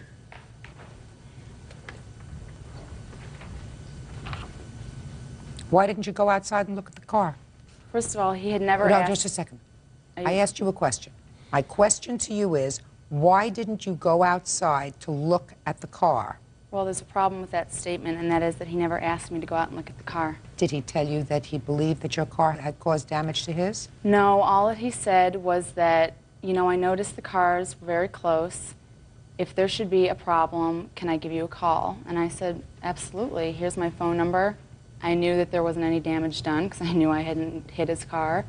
I expected to hear from him if there was a problem. 1 day, 2 day, 3 day, 5 days later, no call. I assumed there was nothing wrong and that I was indeed correct, that I hadn't damaged his car. All of a sudden, That doesn't 2 weeks answer my later- question.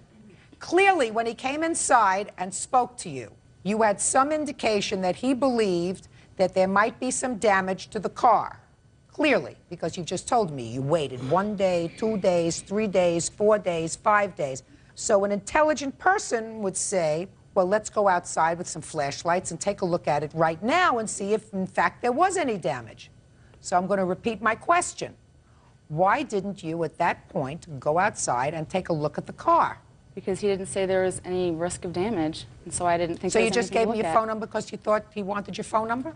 Well, you know, he was kind of cute. You never know. Maybe we can go on a date. I'm kidding. Anyway. I'm not. Judgment for the plaintiff in the amount of $307. That's all. Ooh, parties are excused. You may step out. Well, I'd just like to give a shout out to my E-Town girls, all my UMich girls, 6 Bart and K13 family. Mwah. Well, I think Judge Judy's big line is beauty fades, but dumb is forever. And as soon as her beauty fades, I think she'll just be dumb forever. And now the next case. All parties on Hugin Merrill versus Leyugan. Step forward. 46-year-old nurse Michelle Morel and her daughter, 16-year-old Jessica Hugin, are suing Jessica's former friend, 18-year-old student Ann Leyugan, for keying her car at school. What is your name? Michelle Merle. How are you related to her? I'm her mother. And this was your car that was involved? It's her car, but I'm the registered owner of it, but Okay, it's her that's car. why you're here? Yes. Okay, but you had nothing to do with this case. You didn't see anything. You weren't there? No. Good. Have a seat. According to your complaint, the defendant used to be a friend of yours. She's no longer a friend of yours. You started dating a boy that used to be her boyfriend. Yes. Is that right? That's correct. And according to you, that's when the trouble started between the two of you, and the defendant keyed your car. And this was at the school parking lot. Yes. So tell me what happened on that date. I went to the school to pick up a friend, and she had decided to go with someone else, and so I was getting ready to leave, and I saw Ann's car at the end of the parking lot, and I did not want another incident like the first one that had happened, and so I turned around and went back to the school, and I got out of my car, and I saw Ann following me into the school, and so I just kept walking, and she's behind me saying that I'm going to knock your teeth out, and so I just kept walking into the school, and I went into the office, and I saw Ann and her sister walk by the office, look at me, and then they turned back around and went outside of the school. I was on the phone with my mom at that time, and then I went to the windows, and I had saw Ann and her sister walk by the driver's side of my car, and then that's it. That's what you saw? Yeah. There came a time when you went back outside to your car? When my mom and her friend had shown up at the school. So you waited inside until they came? Yeah. And the reason you called your mother was to sort of escort you out of the school? Yeah. Because you were afraid of a confrontation with her? Yeah. And describe what you saw when you went to your car. My mom's friend actually had noticed the side of the car. Don't tell me what anybody else noticed. Tell me what you saw. I saw that the whole entire side of my driver's side had been keyed, from the front of the car to the end of the car. Real cases, real people. Judge Judy. 16-year-old Jessica Hugin says former friend, 18-year-old Ann Leyugan, keyed her car and is denying the charge. Let me see the photographs, which I'm sure you have.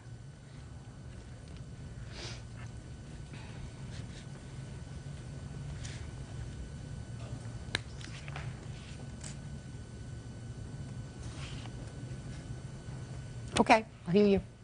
I just know that I picked up my sister once after I had my baby. My baby was maybe, I think, 2 weeks old. I went there to pick up my sister. She was with my former teacher, and Josh, my fiance, was on his way with my son. He's a witness to what happened, and me and my sister, we just went back into the school to show my former teacher the baby. I walked back over to Josh's car and I left, and I never even keyed her car. She doesn't even go to school there. She goes to an alternative school, and I would never key her car. I didn't even know what she drove. When I stopped being friends with her, she was only 15 years old. Do you have any witnesses who were there? Yeah, my fiance. Step up. Tell me your last name. Caps, Joshua Caps. You are the father of her child? Yes, I am. What time did you arrive at the school that day? No later than after Ann showed up. She was outside, and I saw her sister talking to her former teacher. Approximately what time? Like 2:36. So before you arrived, you don't know what she was doing? No.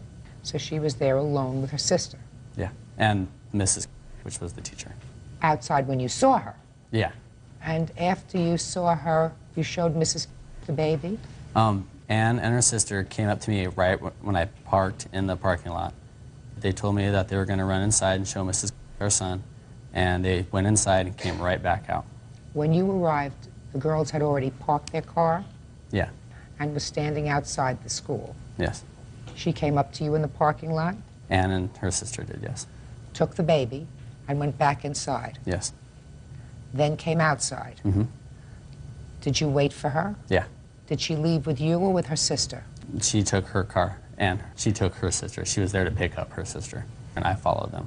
So she drove alone to the school if she was there to pick up her sister? Yeah. Why do you think that she would make up this story about seeing you going over near her car? Because she's mad because I just stopped being friends with her. And yeah, but her car got keyed. There was a lot of people at that school that didn't like her, which is why she decided to drop out of that school and go to the alternative, because she didn't get along with a lot of people. She wasn't there that long. She wasn't at school that long that day. I don't know how long she was there. Well, she didn't go to school there. She wasn't there for the whole day. Well, I went to pick up my sister. Talking about her. Step up, please. Did you see the car that morning? Yes, I saw the car the whole day until Jessie went to school to pick up her friend. When you say you saw the car the whole day, she left from your house to go to the school to pick up her friend? Yes, and that's about maybe 3 miles, 4 at the most.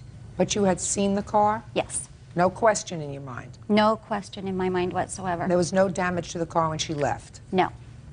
Your Honor? Yes. I'm not sure if this is the time to bring this up. We also, you were talking about Jessica being afraid, and that's why she went back in the school. We have an anti-harassment order against Ann for protection, and I have a copy of that if you want to see that. This is the one that we have filed, I also Your Honor. have, since she's gotten a restraining order, she has been in my work asking for my new address, and I have affidavits of people that I work with. And this is the court copy that was actually granted. And Jessica had a baby on the 21st of June and was in the hospital she was released on Saturday. And then she was home, so I'm not sure I have what... affidavits of I don't read affidavits. What? I don't read affidavits. Okay, well, I have them. Okay, whether you have them or not, I hear witnesses. You attended a court hearing? Yes, we did, Your Honor. Was there a full hearing? Yes. There was testimony taken. Is Yes. that right? And after the testimony is taken, there was a protective order issued. Is that right? Yes. Do you have a lawyer? I work full-time, and I'm a full-time college student, and I had to pay my rent. I can't afford a lawyer. Mm-hmm. Okay. Well, the court made specific findings after a hearing. The testimony with regard to the application for the protective order dealt with 2 incidents. First incident, which we have not gone into today, which involves a stalking, threatening kind of incident, and then the second incident which involved the school. The court heard the testimony of all witnesses. How many witnesses were there aside from both of you? Any other witnesses? Him, my fiance, my mom, and my sister. The court found that the current contact between the parties was initiated by the respondent only, that's you, that the respondent's course of conduct appears to be designed to alarm, annoy, and harass the petitioner, that was her. Contact by the respondent with the petitioner or the petitioner's family has not been limited in any manner by previous court order, which means there was no prior restraining order. And the court ordered you to remain from making any attempts to contact her, going within 2 city blocks of her residence or workplace. She doesn't work. Well, evidently the court didn't believe your fiancé or your sister. Judge Judy continues in a moment. I have to make a determination based upon the testimony that I've heard today, and the testimony that I've heard today that I find most credible is that you keyed her car. Can I please see an estimate of the damage? Your Honor, I also brought an estimate for a rental car. It's the only car that we have, and at the top of the I'm not estimate... taking into consideration your rental car. Okay. What year car is this? A 93 Pontiac Grand Am. 93 car can be painted for less than $2,218. You can find a paint job for less money than that for an 8-year-old car. I suggest you do that. Okay. Bird, I'm not really good at this. How much can you get a nice paint job for? I really couldn't say, Judge. Depends on what kind of paint job and depends on who you get to do it. Can you get a nice paint Your job Honor? for $800? Your Honor, excuse me. I don't mean to interrupt. I have another estimate here. I didn't hand both of them. I've got 2 different ones. A little more reasonable. Well, now you're talking a little bit better, $1,450. Depends on how far it was keyed, Judge. Keyed the whole side. $1,450 sounds much more reasonable to me. Yeah. I have those 2 estimates. Should have handed me both. Judgment for the plaintiff for the amount of $1,400. That's Thank you. Parties are excused. You may step out.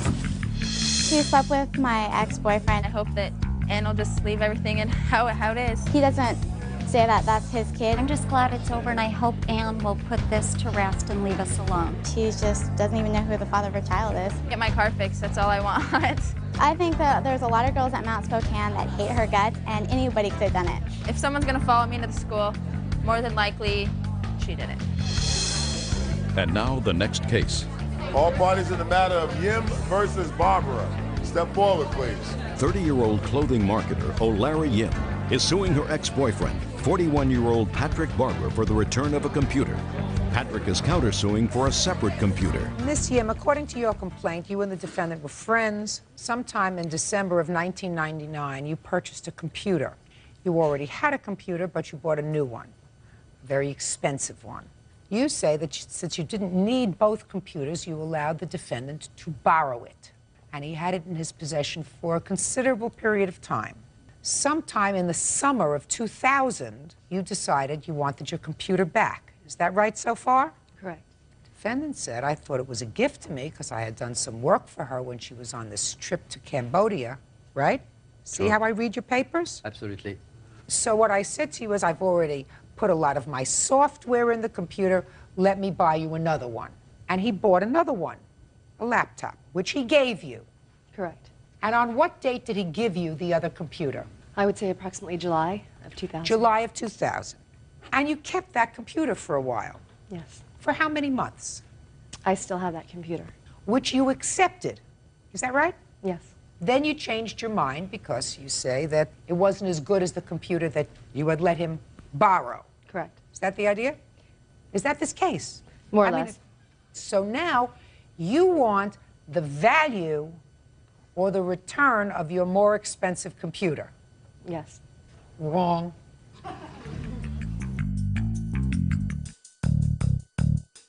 Let us assume, Miss Yim, that you allowed him merely to borrow the computer. That's not what he says. But let us assume that's true. You allowed him to borrow the computer. And when you asked for it back, he said, it's been a long time, 6 months or 8 months or whatever it was. I put my software in it. Let me get you a replacement. Mm-hmm. And you said, fine. And a year ago, he got you a replacement. And you accepted it. That means the contract is over. You took the replacement, you kept it, you've had it for almost a year, and the fact that you don't like it anymore doesn't mean that you can go back and get the original one from 1999. Do you understand? I do. Good, perfect. Case dismissed. Oh. Parties are excused. You may step out. Yeah, this is case number 186 on the calendar, the matter of Downs versus Nagel Barnett. Thank you. You're welcome. Parties have been sworn in, Judge. You may be seated. Folks, have seats, huh? First, let me advise all of you that I have no intention of going back historically into the ongoing allegations of harassment, restraining orders, etc., that exists between you two people. And I'm going to start on a particular day. And that day is back in February of 2001, when I understand from reading your complaint that all of you appeared in court. Is that right? Yes, ma'am. And on that day in February, you all seem to have come to some sort of at least a temporary resolution of this ongoing harassment that each of you claim that the other is causing you. Is that right? Yes, ma'am. Correct. Yes. So you're in court. You received a restraining order against him? Yes, ma'am. Did you have a restraining order at that time against them? No, ma'am. No. Okay. Everybody's shaking hands saying, we hope this whole thing will go away. And then you exit the courthouse. Is that right? No, I didn't know, ma'am. I did not leave the courthouse yet. Your car was parked in the parking lot. Yes, ma'am. And according to you, you saw the defendant's sons doing something to your car. No, ma'am, I did not see him until after I was told that they were doing damage to my car. Who saw it? My son. Step up here. Tell me your name. Michael. Michael, your dad is in court. You went outside to wait for him? No, I was in the lobby where we were getting ready to get the papers, and as I looked around the corner because I was seeing if the car was okay, the next thing you know, I saw them. They were sitting there kicking the bumper. Who was? Jared, Jevin, and Tyler. These three boys? Yes, ma'am. All three boys? Yes, ma'am. Was your car parked there as well? Yes, ma'am. How far away from where your car was parked was the plaintiff's car parked? Okay, the plaintiff's car was parked like in the third parking space on the front of the median. My car was on the back side, about 3 cars down. So, a good distance away from his car? Correct. Step up here, all three of you. Names? Jared Barnett. Tyler Nagel. Jevin Barnett. Now, I've read the answer here, and the answer says that you guys were just playing around air karate kicking. Is that right? Yes, ma'am. Shh. Hmm? Yes, ma'am. Why were you air karate kicking around his car? Because we were mad because he got away with throwing a softball at my friend Tyler. So you were mad? Yes, ma'am. And you left court, and you went out and found his car. Is that right? Yes, ma'am.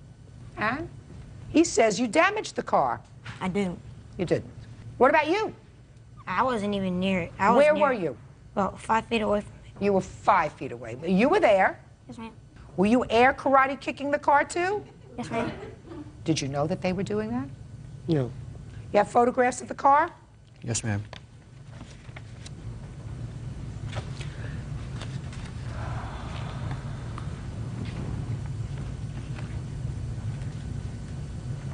Where were your parents when you were kicking this car? They were just leaving. Were We they came inside the courthouse when you went outside? Yes, ma'am. You went outside first. Yes, ma'am. We were going to the car. Hmm? We were going to our car.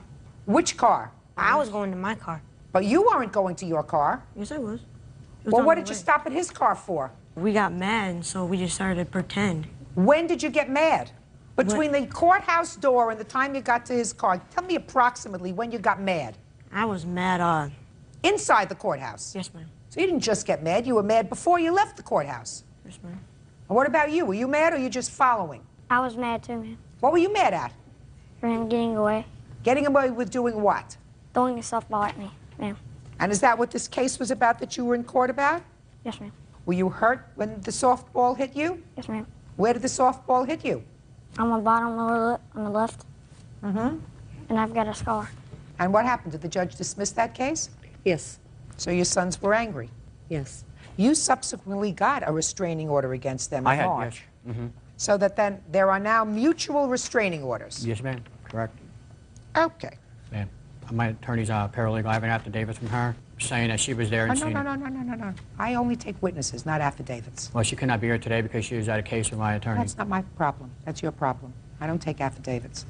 But I believe your son, and I don't believe the fact that they were angry and they just went outside and air karate kicked it, and as a result of something else, your car got damaged. Car looks like a relatively new car. Is it a new car? Yes, ma'am. It's a 2000 Buick Regal. Yeah, and you get absolutely no satisfaction air karate kicking a car. You get satisfaction when you actually kick it, right, Bird? That's right. That's right. Real cases, real people. Judge Judy. Anthony Downs says 11-year-old Tyler Nagel, 11-year-old Jared Barnett, and 13-year-old Jevin Barnett vandalized his car. The children deny the charge. So how much did it cost you to fix the car, sir? I have a lot of different bills here. Was it $500? Or That was what we had to pay at the end, yes, ma'am. was your deductible? Yes, ma'am. Okay, that's what I thought. Okay, So now we come to March 8th. You have a counterclaim. Your counterclaim says that he violated the restraining order. And that's the only thing that I'm going to hear. Somebody want to tell me about it? We do not deny that the boys were in a place where they should not have been. But we are denying all of the allegations. Good. And I find that they kicked his car. I find that based upon several things. Quiet and listen. Okay. I don't believe them that they never came into contact with the car with their shoes or their feet. I believe that they were angry because little brother over here got hit with a ball. They felt it was his fault. Judge dismissed the case. They went outside, and little boys don't get any satisfaction air karateing a car. They get satisfaction if they actually come into contact with the car. And unless the air karate kick fairy did this damage to the car, somebody did it. So I find that they did it. Now let's move to your counterclaim, madam, which is the only thing I'm going to hear right now. Got a restraining order? You say that there was continual harassment after that. After we filed the restraining order... How are you related to this case? He's suing me, too, because those are my children. Which children? This one and this one. Okay, go ahead.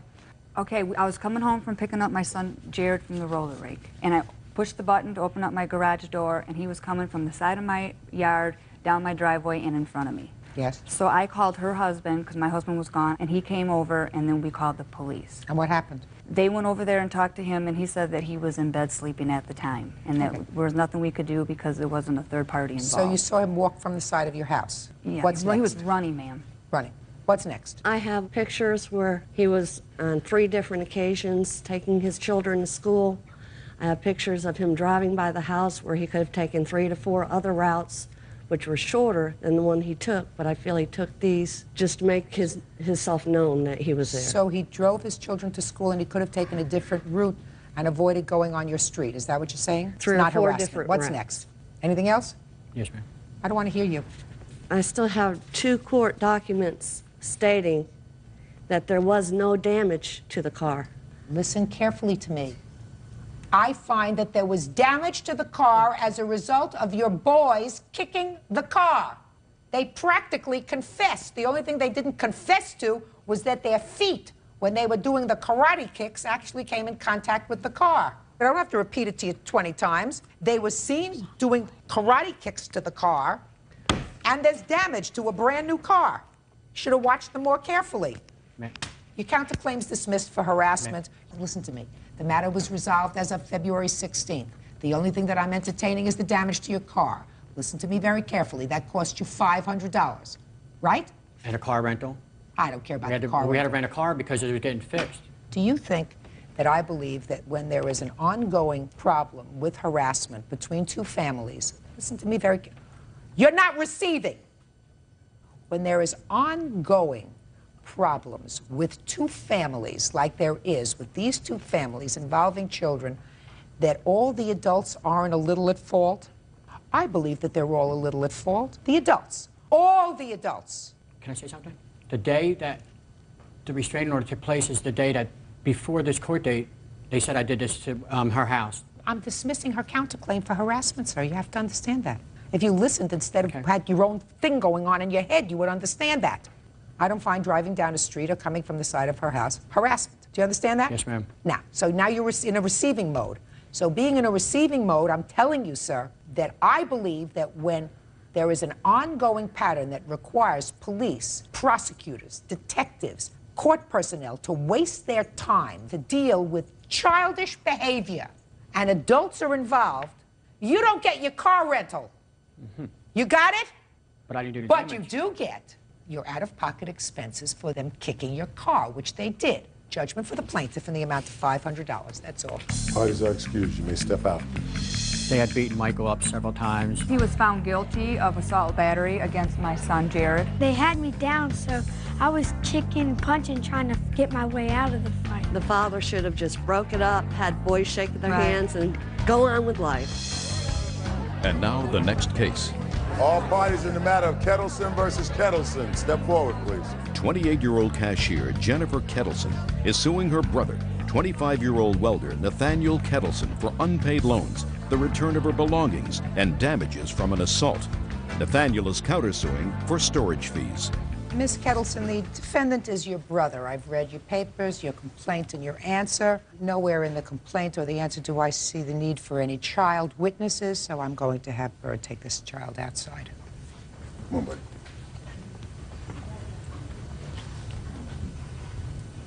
All right.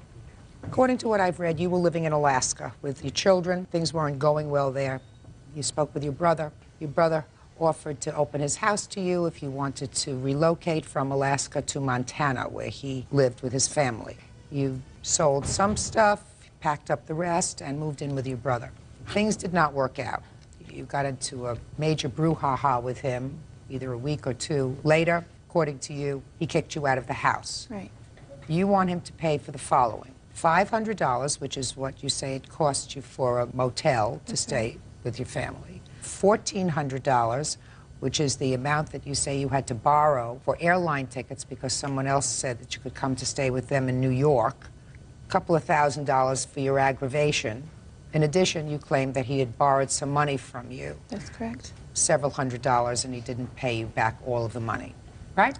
Correct. Mr. Kettleson, your brother, has a counterclaim. His counterclaim is you left, and you left a whole bunch of your stuff there, and then he and his family were relocating. Because he was a nice guy, he took your stuff with him when he relocated, and the van wasn't big enough to hold his stuff, so he had to put his stuff in storage, and he wants you to pay for the storage for his stuff because he took better care of your stuff, right? That's correct. Are you all nuts or what?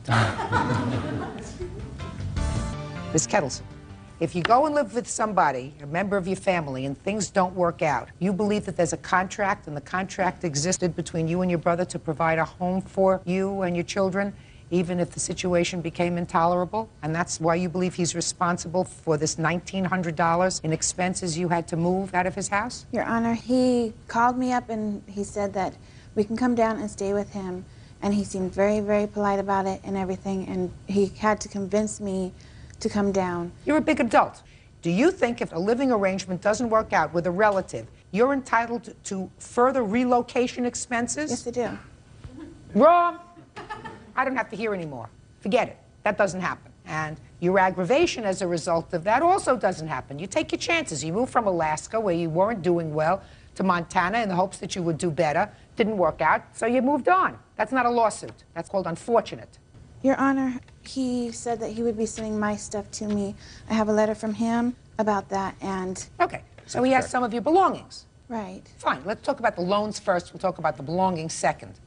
Loans, when did you lend him money? I lent him money on October 10th, or 18th. How much? $300. Is that right? That's correct. Did you pay her back? I paid $200 of that back. You have any proof of that? No. She says you paid back $150. Yes. Wasn't expecting it to go this far. Okay. What was the next loan? When was that? October 18th. What were the circumstances surrounding that loan? He brought his daughter over so I can watch her and while he went somewhere, and he asked me for $100. Is that right? I believe so, yes. Did you give her back that money? No, I did not. Fine.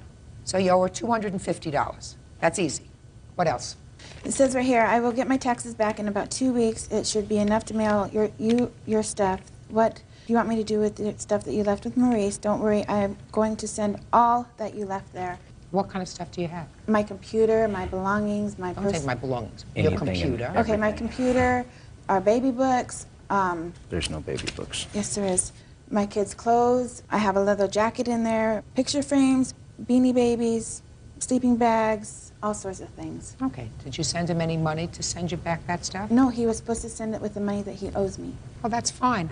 You have all that stuff? It's Oh, all yeah. packed Oh, up? yes. And you owe her $250. Do you Yes. think it'll cost more than $250 to send it? Far more. How much? It was $174 a box. She wants it insured and priority mail and everything else with it. It was basically going to round off to about $200 a box to mail Your her stuff. Honor, when I... Just a minute. How many boxes of stuff do you think you have? 2 boxes, about 3 feet by 3 feet by 3 feet, stuffed full. And how much do you think that that's going to cost? About $200 a box to mail it. So about $400. $400 total to mail it. Do you want to spend that? No, I went to the post office in Montana and I asked them how much it is, and they said $50 for 70 pounds. Well, I'm not going to guess how much it is to mail all your stuff back. He's not responsible to you to mail all your stuff back. He said right here that he will. So he's not responsible. No, he's not responsible for paying for it. It's your stuff. You left it there. He owes me the money. He was Fine, you're not, Miss Kettleson. He owes you $250. What if it costs $500 to mail back your stuff? It doesn't. I went to the post office and it costs $50 for 70 pounds I made sure that those 2 boxes were less than 70 pounds. How did you make sure of that? Because I know how much I brought down in those boxes. Ms. Kittleson, you're going to have to make arrangements for payments. The stuff is all boxed. He's prepared to turn it over to you. You have to make arrangements to get it. That's your job. Do you understand? Yes, I do. Good. In the meantime, he's going to give you the $250 that he owes you, and that may help to defray some of your costs. He should also pay for the tickets, at least from Montana to New York. Oh, he's not paying for that at all. I just explained that to you. Okay, then the hotel and stuff. He's not paying for that either. He should have to, because it was his fault that I had to leave. He said, come on down here and stay with me. You can stay with me until you get settled. And then he... And then there was a fight. Yes. And it didn't work out. So you left. And evidently you left not under terrible circumstances. Oh, yes, it was. Well, you said the next day you were babysitting for his daughter. 2 days later. 2 days later, you were babysitting for his daughter, which is when you came in. Miss Kettleson, get over it. He doesn't pay for your airfare. He doesn't pay for your hotel. He pays you the money that he owes you, which is $250, and you make arrangements to get your stuff, which is boxed, period. I have to pay $1,349 because for my airfare ticket from Montana to New York because of the way he was to me. No, no, no. Yes. No, Miss Kettleson. $49 she No, could have rented a place to live in Montana. Miss Kettleson, what if you decided to relocate to Paris? And the airfare to Paris is $5,000. You think you should pay $5,000? If that's the case. Bye. You count the suits likewise dismissed. It's nonsense. Parties are excused. You may step out.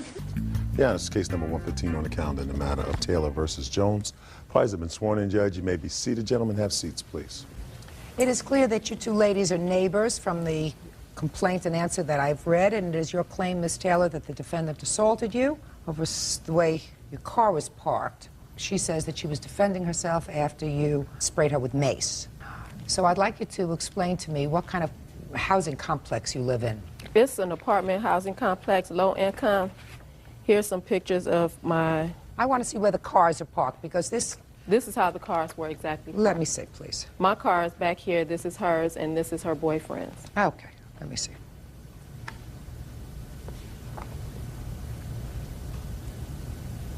Okay, yours is the blue car. Yes.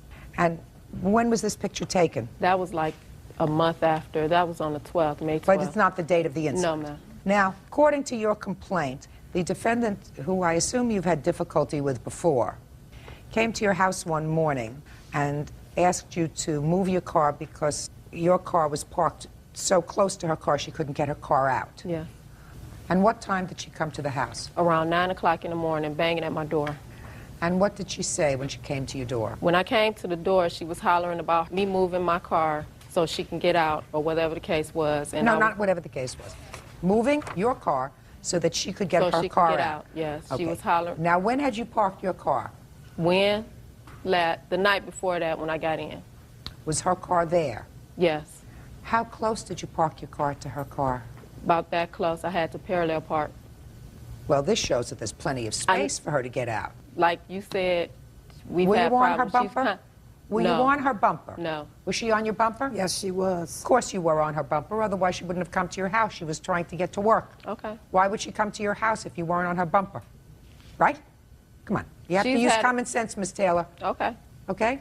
And the fact that you didn't want to move your car, or that you've been having difficulty with her, nobody takes the time to go to your house in the morning and say, move your car, get angry, unless there's a reason that you can't move a car.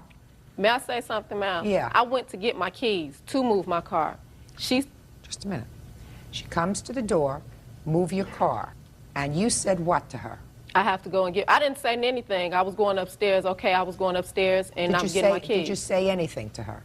I said okay, and went upstairs to get my keys. Okay, go ahead. My mace is on my keys. I went to get my keys, and I looked outside, and she was... Well, I heard when I was going upstairs, I heard her say she was going to move. She was going to hit my car. I looked outside, and I see she was doing the U-turn to get up on my bumper. I called the police, told them. She said she's going to move my car. Just a second. She was doing a U-turn? Yes, because her boyfriend pulled his car out by that time. I told the police, and it's in my police report, she said she's going to hit my car, quote. When I was saying that, she went around, made a U-turn, and she hit my car. I told her she just hit my car, I'm going out there. I went out there to make sure it wasn't any damages. It wasn't no damages. She was hollering. We were arguing. It was cold outside. I told her, I'm not going to be out here arguing with you. It's cold. I have on my night clothes. I'm sleepy. I'm just going to pay you dust. She was still arguing, following me up to my door, which is around the corner, and hers is right here. She's following me up to my door. She's still arguing and hollering or whatever. What was she saying to you? Telling me I'm getting on her nerves because she, wait a minute, well, you got the picture. She always parked by that pole. When I park by that pole, she just, I don't know, she don't like it because that's her, quote unquote, that's her spot, that's her pole. She has said it before, that is her pole. So when I park by that pole, I just get on her nerves when I do that. When I park on the street, because I usually park in the parking lot, she just get on my nerves. I park in the parking lot in the wintertime and park on the street in the summertime. I just get on her nerves. So I guess that just ticked her off. Go ahead. She came up on my porch. She was calling me B's and H's or whatever the case. So I called her too. You know, and I'm like, you know what? Forget it. You've been wanting me to sit out here and argue with her since 3 years that I've been living there. She wanted me to go out there and argue with her, and I never did. I paid her dust. Didn't even speak to her too many times. So I'm just like, I'm not gonna even go through with this. I'm going back to bed. It's cold. I gotta go to work. She come up to me and she swing on me. So I have my mace in my hand anyway. So I spray it with mace. She grabbed my coat. Just a second. You said she swung on you. Exactly what did she do? Well, in other words, she hit me with a clothes fist. She swung her clothes. When she came up, when I was going in the house. Where on your body did she hit you with a clothes? In my face, right here. Okay. So what did you do? I sprayed her with mace. While I was spraying her with mace, I don't know if her boyfriend was trying to grab her or whatever, but he was right there on the porch as well. And there was a stick around in the vicinity or whatever. She threw my coat on the ground, and I go to pick up my coat. She picked up the stick. She tried to hit me in my face with the stick. I blocked it with my hand and grabbed it with this hand. Then her boyfriend grabbed me and just like turned me around, and I went in the house. Did she hit you with the stick? Yes. Where? On my hand. She hit my hand. Okay. Did you have any injuries? Yes. What were your injuries? My finger was broke. I couldn't work for like 2 months. Let me see the report. That's the report and the medical bills. Here's my x-rays. And now I need the police report. You only need the police? And now I need the police report. That's my police report. Good. Police report. X-rays. Now. Okay, now I'll hear your version of the story. Hi. Okay, Your Honor, what happened was that morning I had just got up to get ready to go to work. So I was sitting up watching my gospel like I usually do on Sunday mornings. So I looked out the window and I seen her car on my bumper. Now we've been feuding for 2 years. Okay, I have a 7-year-old son that I have to get up every morning at 6:30 and send him to school. She don't have any kids. She plays her TV all night long. She have a dog that barks all night long. Every time when I go to her door and try to talk to her and I say, could you please turn your TV down? She turns it up even louder. So you haven't been getting along. You looked outside the window. Okay. I looked March outside. 25th and you saw her car on your bumper. I looked outside. I seen her car was on my bumper. So I said, by her being the way she is when I go try to talk to her, I said, I'm not going there with Juanita today. So what happened was I sat there, and then I looked at my watch, and I seen it was getting close time for me to go to work. So I went around there, and I knocked at her door. I said, could you move your car off my bumper? She said, I ain't moving. And that's when she slammed the door in my face and went on upstairs. Okay, I left from her door. So then I went on in the house, thinking maybe she'll come and move the car.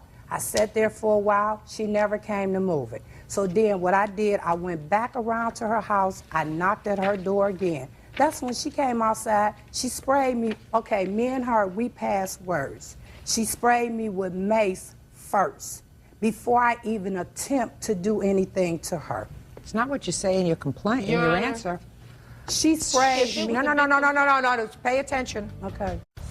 Real cases, real people. Judge Judy. Juanita Taylor says neighbor Deborah Jones assaulted her. Deborah says Juanita sprayed her with mace. It's not what you say in your answer, Miss Jones. You just testified that you went to her house once, and then you went back to your house and waited to see if she would move the car. You went back to her house again, she opened the door and sprayed you with mace. Right. Is that what you just told me? That's right. Well, I'm going to read to you what you wrote in your answer.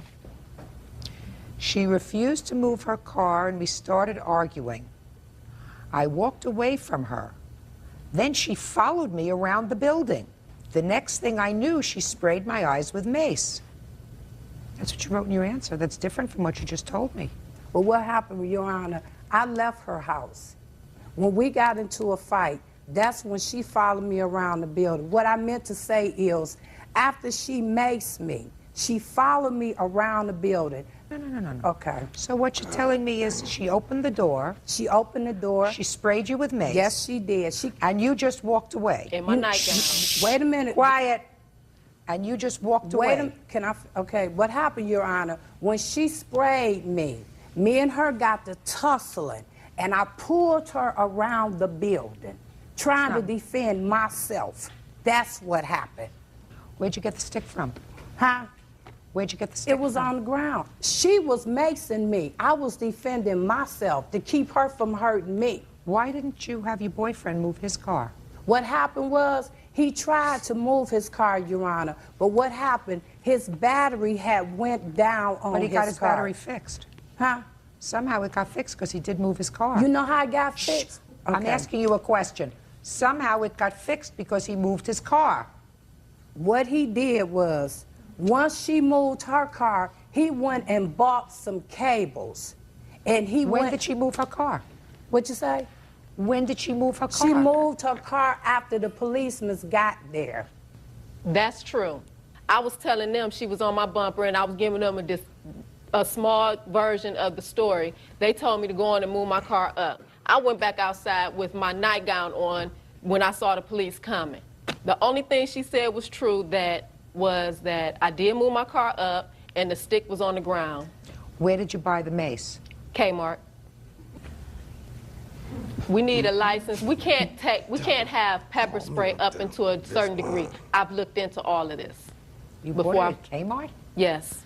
But what I'm Look saying, at it. Your Honor, she It's not maced nothing. me first. If Look she at it. would have moved Here are her my keys car right here. like I asked her to, none of this would have even started. There's no question in my mind. Listen to me, Miss Jones. There isn't a question in my mind that Miss Taylor pulled her car up on your bumper. The two of you have been feuding for a long time. You went to her house in the morning. You were angry. There also isn't a question in my mind, Miss Taylor, that you answered her when she said, move your car, and she didn't say it in a very nice way, would you please move your car? But you also said to her, I'm not moving anything.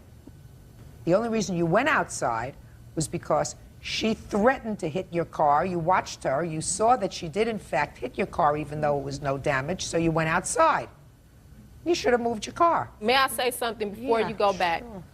We have had problems constantly. What are the problems, Miss Taylor? My TV being up too loud, my music being on when I'm not even home. Again, I work third shift.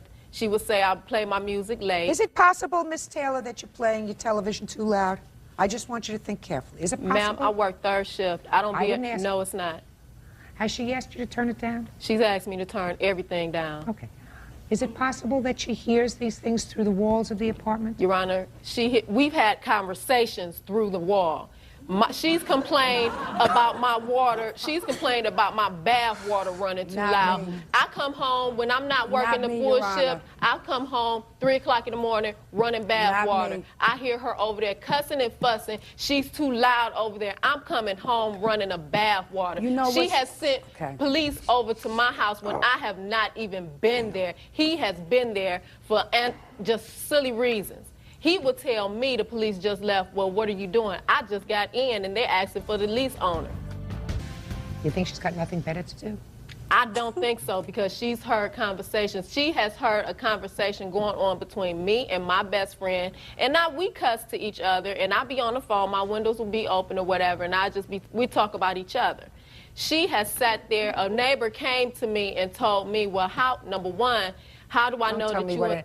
Okay, well, they have come to me and told me things that I've said on the phone. Ms. Taylor? Okay.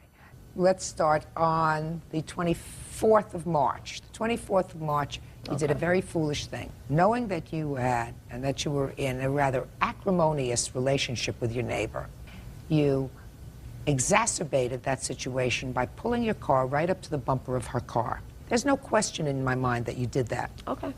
Because despite the fact that she may be angry, she's on her way to work. She's not going to take the time to go out, come up to you, start an argument, if she could get her car out without doing that. So she came up to your house. I'm speaking now. Okay. So you did a foolish thing because the two of you really don't like each other.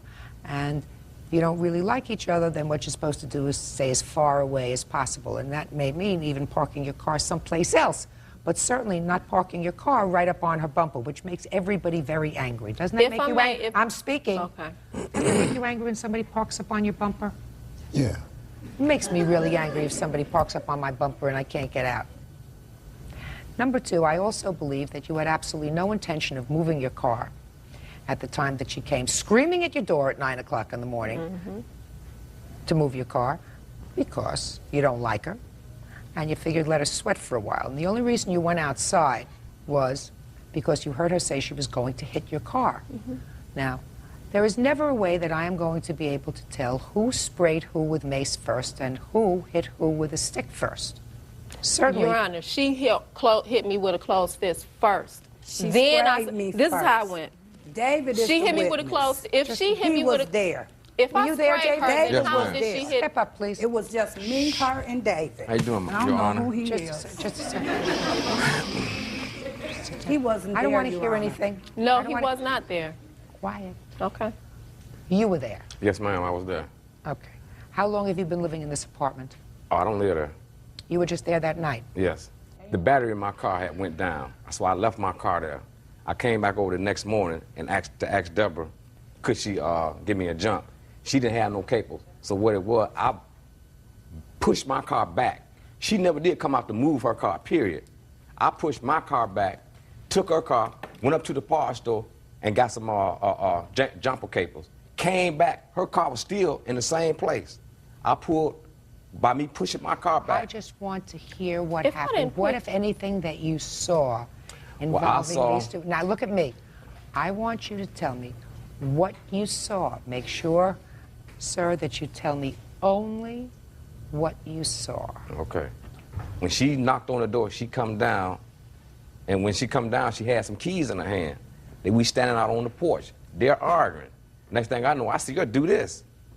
And that's when they started fighting. Your I Honor, broke the fight up. if I may, if it was a big deal when she went out and looked at the car, she could have sent the police over to my house like she did all those other nights. No, I didn't call. You could have called the police. Don't speak to each other. Sit Your down. Honor, Sit she down. could have called the police I think that and you told both her. behaved. I told think that them. you both behaved badly. I think what you should have done, Miss Jones, is call the police. Yeah. That's what you should have done.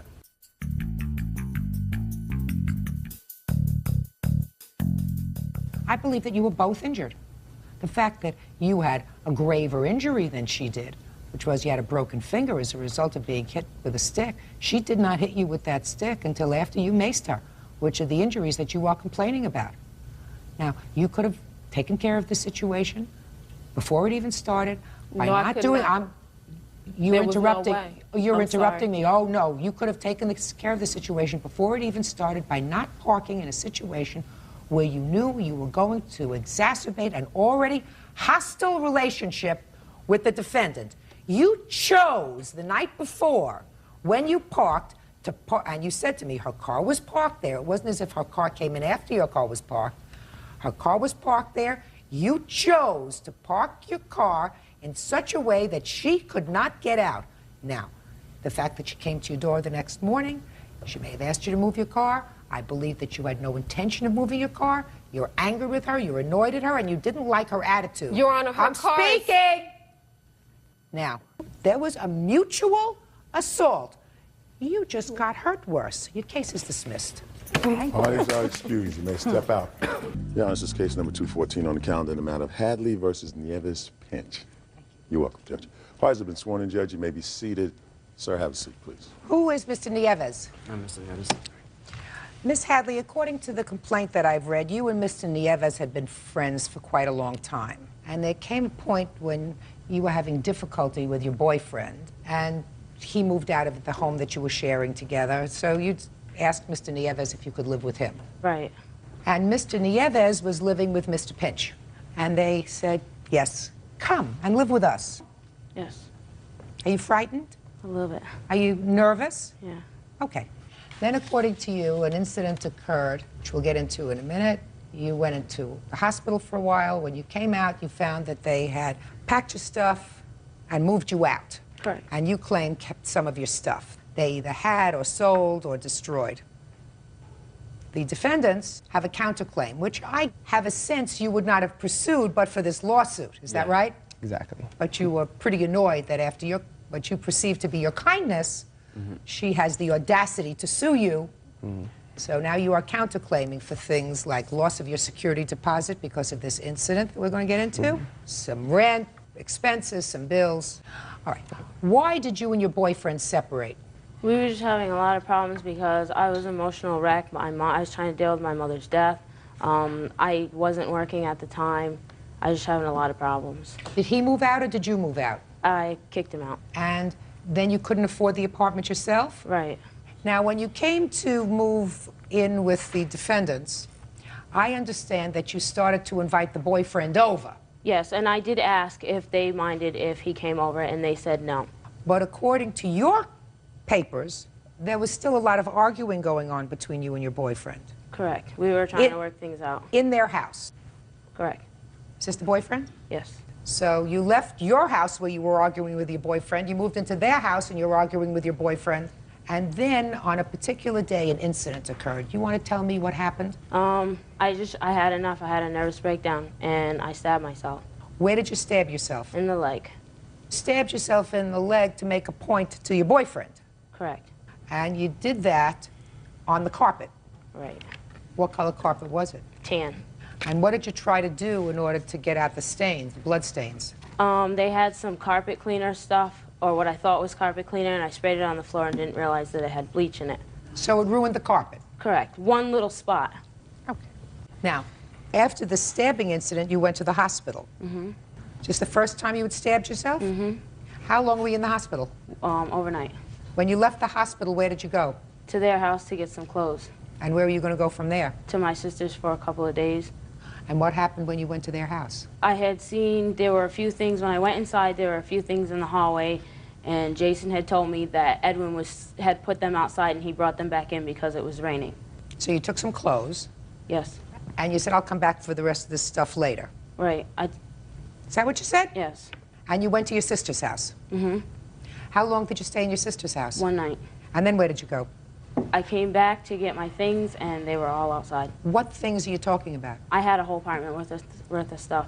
Like what? Valuables that my mother had given me. I had her. Give me an example. Her jewelry. I had her hair. I had her clothes, plus my things, my clothes, my shoes, my bed, mattresses, blankets, everything.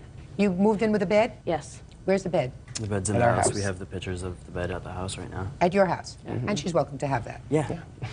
Why would I want it after it sat in the rain for several hours, which I have the pictures of it sitting in the rain and it's all wet? We have pictures of it that it's perfectly fine. What kind of bed is it? Wood bed? It was a wood bed. It doesn't get destroyed in a couple of hours. But that's not the point. The mattresses are going to be ruined. They're going to smell like mildew. You can't wash mattresses. Did you go and look at them? No, I haven't even spoken to them. Well, you should. Now, Mr. Nieves, what property of Miss Hadley's do you have in your house? Her teddy bears, we have plates. We got some pictures if you want to see them. Can I see them, please? We have Christmas ornaments. We have her makeup still in our house. Like, we have her CDs, we have her cordless phone, we have her curtains. Curling iron, hair dryer. Where's the list? Yeah, this is a list of everything that we have. Okay, can I see it, please? Now, there were some items that you say you did give to Salvation Army, or? Right. After we put the stuff outside, it had started to rain, and she came with a truck to pick it up and didn't take any of the stuff that was outside. It was ruined. It was not ruined. It started to rain maybe 5 minutes, 10 minutes, and then we brought it back inside. And it was inside plastic bags, inside boxes, and it was fine. We put it downstairs in the basement, and then for 2.5 months, we tried to contact her. My witness seen this. I'm going to interrupt. We called her sisters several times. She never called us back. She never came to see if her stuff was ruined or not. She never opened bags when it was outside. We had to sign a new lease because we had new landlords, and part of the lease was that we had to get rid of the stuff. And after 2.5 months, we would assume that the property was abandoned after that long of time, so. You did, in fact, take some of the stuff upstairs. Right. Yeah. You have 4 small plates, 4 big plates, 3 smaller plates, 6 cups, a curling iron, blow dryer, candlestick holders, picture frames, 2 phones, movies, 5 CDs, teddy bears, makeup in a box, bed set, curtains, Christmas ornaments, and your books. Now, why didn't you go over and get these things? They were sitting in the rain, and I'm not going to take, the boxes were ruined. They were wet, they were soggy. I could not pick them up and take them. Just pay attention, Miss Hadley.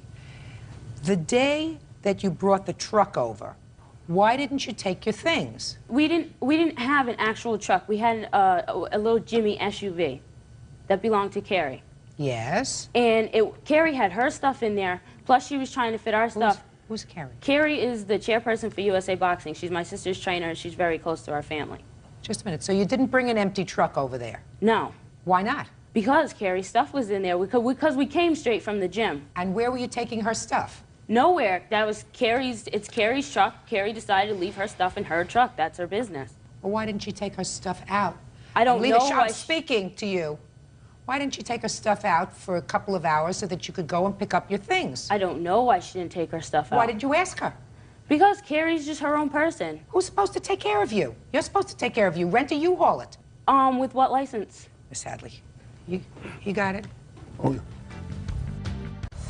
Real cases, real people. Judge Judy.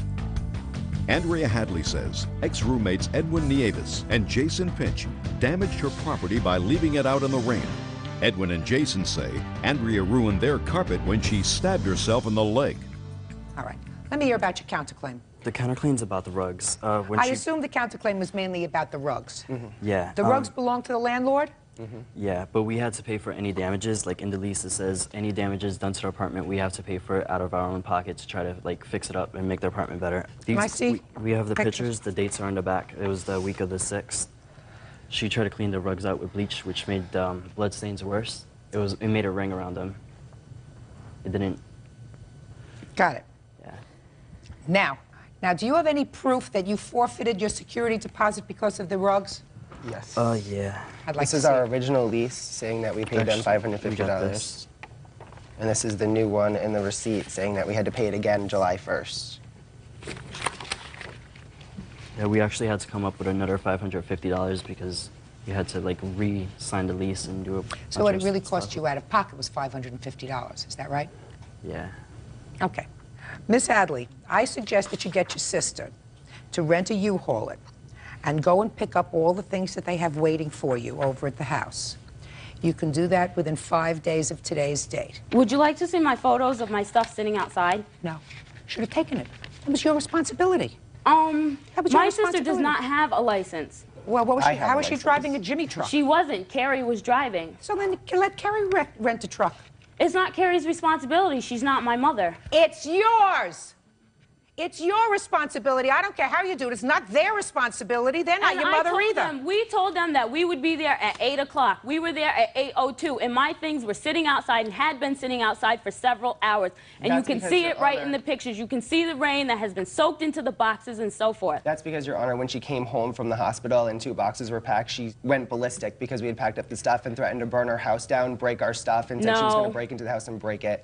And I have a statement from my friend Hannah that was there. She was psychologically fragile at that time. Yeah, when she did come to with Carrie with the truck, we had a police escort her through the house to make sure that nothing was... No, we had to call the police don't because interrupt. you weren't going to let us in. Don't interrupt. Exactly, because all of your stuff was outside. Yeah, we had a police escort her through the house because we didn't want her to come in the house because she was threatening us. She was threatening to break the things in the house. So with the police officer coming through the house, we had her like go through the rooms, get whatever she had in the house, and then she left. So your claim is dismissed. You pick up your stuff. I will cut an order that you can pick up all the things on that list within 5 days. Your request for a monetary award is denied. On your counterclaim, however, on your counterclaim, however, I am awarding you $500, and that's because that's what it will probably cost to replace the carpeting that she purposefully, despite the fact that it was probably an episode, a psychiatric episode, she caused damage to your property. So these people were trying to be nice to you, Miss Hadley. That's what they were trying to do. No, You don't actually, sue they people. weren't. You don't sue people because they're trying to be I'm nice not trying to you. to That's sue all. them because of I want their That's money. all. I'm suing them All because of right, the excuse, emotional. You may step out.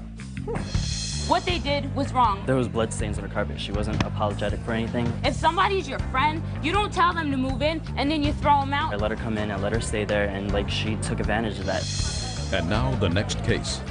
All parties in the matter of Sponsel versus Wilson. Step forward, please. 22-year-old student Kimberly Sponsel is suing 23-year-old restaurant hostess Rachel Wilson for a cracked windshield.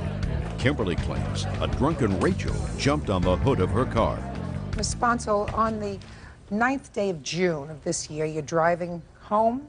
Yes. And it's about 2 o'clock in the morning. 2:15, yeah. And all of a sudden, the defendant lands on the windshield of your car, breaking your car window. You want her to pay for it. Yes. She says it's not her fault. Correct. Explain it to me. One night, one friend, one bar. Over the What? course of, I was at a bar one night, and over the course of 3 hours and 20 minutes, I had 2 drinks and 2 shots. He had 2 beers and 2 shots. We left our drinks unattended quite a bit and went out to smoke cigarettes several times, came back to the bar, finished our drinks. They called last call. We're exiting the bar. And as I am walking up the stairs, boom, blackness. I blacked out completely.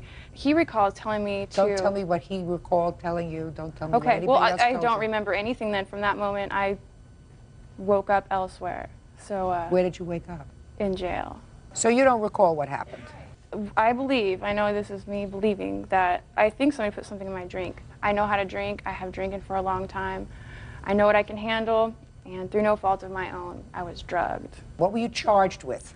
Public drunkenness, which I was already tried for in court and pled no contest. And then vandalism. Okay. So you were tried. Right. You pled no contest, which is a plea of guilty. I'm sure the judge explained that to you. I You plead figured no I was contest. damned if I do and damned if I don't. Just follow my questions. I'm following you. You pled no contest, which I am sure the judge told you was the same as a plea of guilty. No, neither did the public defender make me aware of that. Well, what happened as a result of your pleading no contest? I paid $175. So you paid a fine. Right. Well, they didn't make you pay a fine unless you were found guilty of something. Right. We just don't do that to people I'm in this kind of country. confused, though, because whatever went down, apparently the police came, handled me. I went to jail. They claimed I was drunk. They gave me no BAC. There's no indication as to how intoxicated I was. They were just going on the fact that And my you shouldn't speech have- was slurred and and my you eyes shouldn't were have blurry. pled no contest. What should I have said? I wasn't being tried for vandalism. I No, was you being should have- tried for... You should have said, I'm not guilty. You prove that I'm guilty of public intoxication. Show me a breathalyzer test. Show me a blood test. I'm not guilty. I was not drunk. But instead of pleading not guilty, you pled in effect. I can't answer these charges. And if I went to trial, I would more likely than not be found guilty. I'll plead no contest. I'll pay my fine. Now describe to me what happened at 2:15 in the morning as you're driving home. I turned onto a street which had freeway access, and I saw the defendant in the middle of the road, and she was cursing and staggering her out. She looked obviously intoxicated to me, but... Was she with anyone? No, she was by herself. In the She middle was of in the the road. middle of the road? In the middle of the road. So what did you do? I was stopped, and I was kind of just watching her because I couldn't move. And then as traffic started moving, she came closer to my car. So I was kind of edging forward at the time because I didn't know what she was going to do. And then it became clear that she was going to try to pass in front of my car, so I stopped. And then she just suddenly jumped on the hood of my car and kind of crawled up to the windshield and started banging on the windshield. And she was sitting on the windshield. I was kind of scared. And within seconds, a police officer pulled her off the car, and I have the police report. Can I see it, please? And I have pictures of the damage. Like to see the pictures, like to see the police report.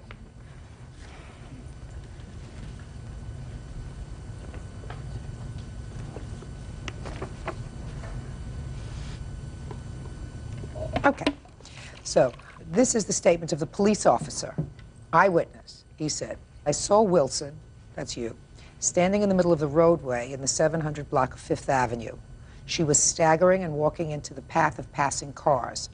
I went over to confront Wilson to remove her from the roadway. Before I could do this, she suddenly jumped onto the hood of the victim's car. Wilson then made obscene gestures to the occupants of the vehicle and thrust her body onto the windshield of the car. The force of her thrust caused the windshield to crack. There was approximately an 8 to 10-inch crack in the windshield directly in front of the driver's view. The officer then immediately pulled Wilson off the victim's car and placed her under arrest. After placing Wilson under arrest for vandalism, I also noticed that she was obviously intoxicated on alcohol. Her breath smelled of alcohol, her eyes were bloodshot red, and her pupils dilated. Her speech was slurred, and her language was offensive. Judge Judy? Yes, ma'am. I also have a copy of the police report, and I believe you neglected to mention that I had charged a pre-existing crack to enlarge. I think that's kind of debatable. You shouldn't roll around with cracks in your windshields because they could break and enlarge. I mean... Oh, that's true. Right, so, I mean, who's to say... But, Miss Wilson. Yes, ma'am. But for your actions that day, the windshield might have stayed with a slight crack in it for a month, a year, 2 years.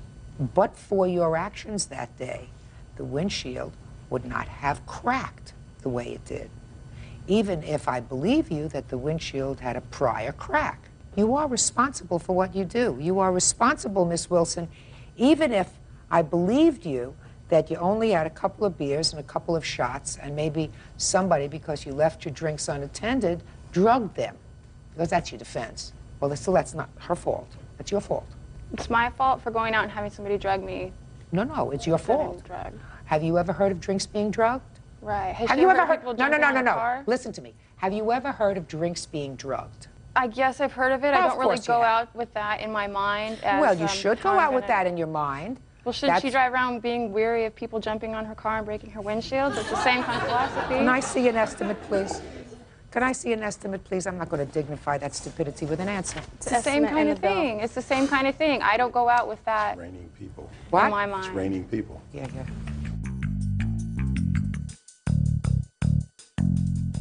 Miss Wilson, I like people who accept responsibility for what they do. There's no question in my mind that you did not go out that evening with the intention of causing any damage to anybody else's property. You went out that evening to have a good time. You had too good a time. As a result of you having too good a time, you caused damage to the plaintiff's car in the amount of $628. Judgment for the plaintiff. That's all. Parties are excused. You may step out. Now, this is case number 203 on the calendar, the matter of Gilbert versus George. Parties have been sworn in. Judge, you may be seated. Sir, have a seat, please. Miss Gilbert, it is your claim that the defendant, with whom you lived for a period of time, owes you some money for charges that you allowed him to put on your credit card. That's correct. When did you live with the defendant? We actually didn't live together. We were in a relationship for almost a year, beginning of September of last year. And you say you never lived together? No. Just a second. I'll get to you in a minute. Did he ever stay in your home? He did. Who else lives in your home? My daughter. How old is she? She's going to be 2 in October. And when he stayed over in your home, did he ever stay over in your home for more than a day or two at a time? Yes, he did. Sometimes it was, he was in and out of homes at the beginning of our relationship, so he stayed sometimes. So he didn't have another permanent apartment when you first met? That's correct. Stayed with his sister and me and some of his friends, different friends. Okay. Now, at what point did you allow him to use your credit card? After about 5 months of our relationship, we began talking seriously, and in February, the end of February of this year, he was working on a promotion and he needed to be more presentable, and because he has bad credit, he wasn't able to get any suits or anything, and I had good credit.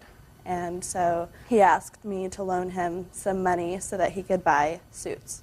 And you have a credit card? Yes, I do. You have the February or March bill from 2001 with his purchase on it? Yes, I do. I'd like to see it, please. Okay. Here's the February and March. Thank you.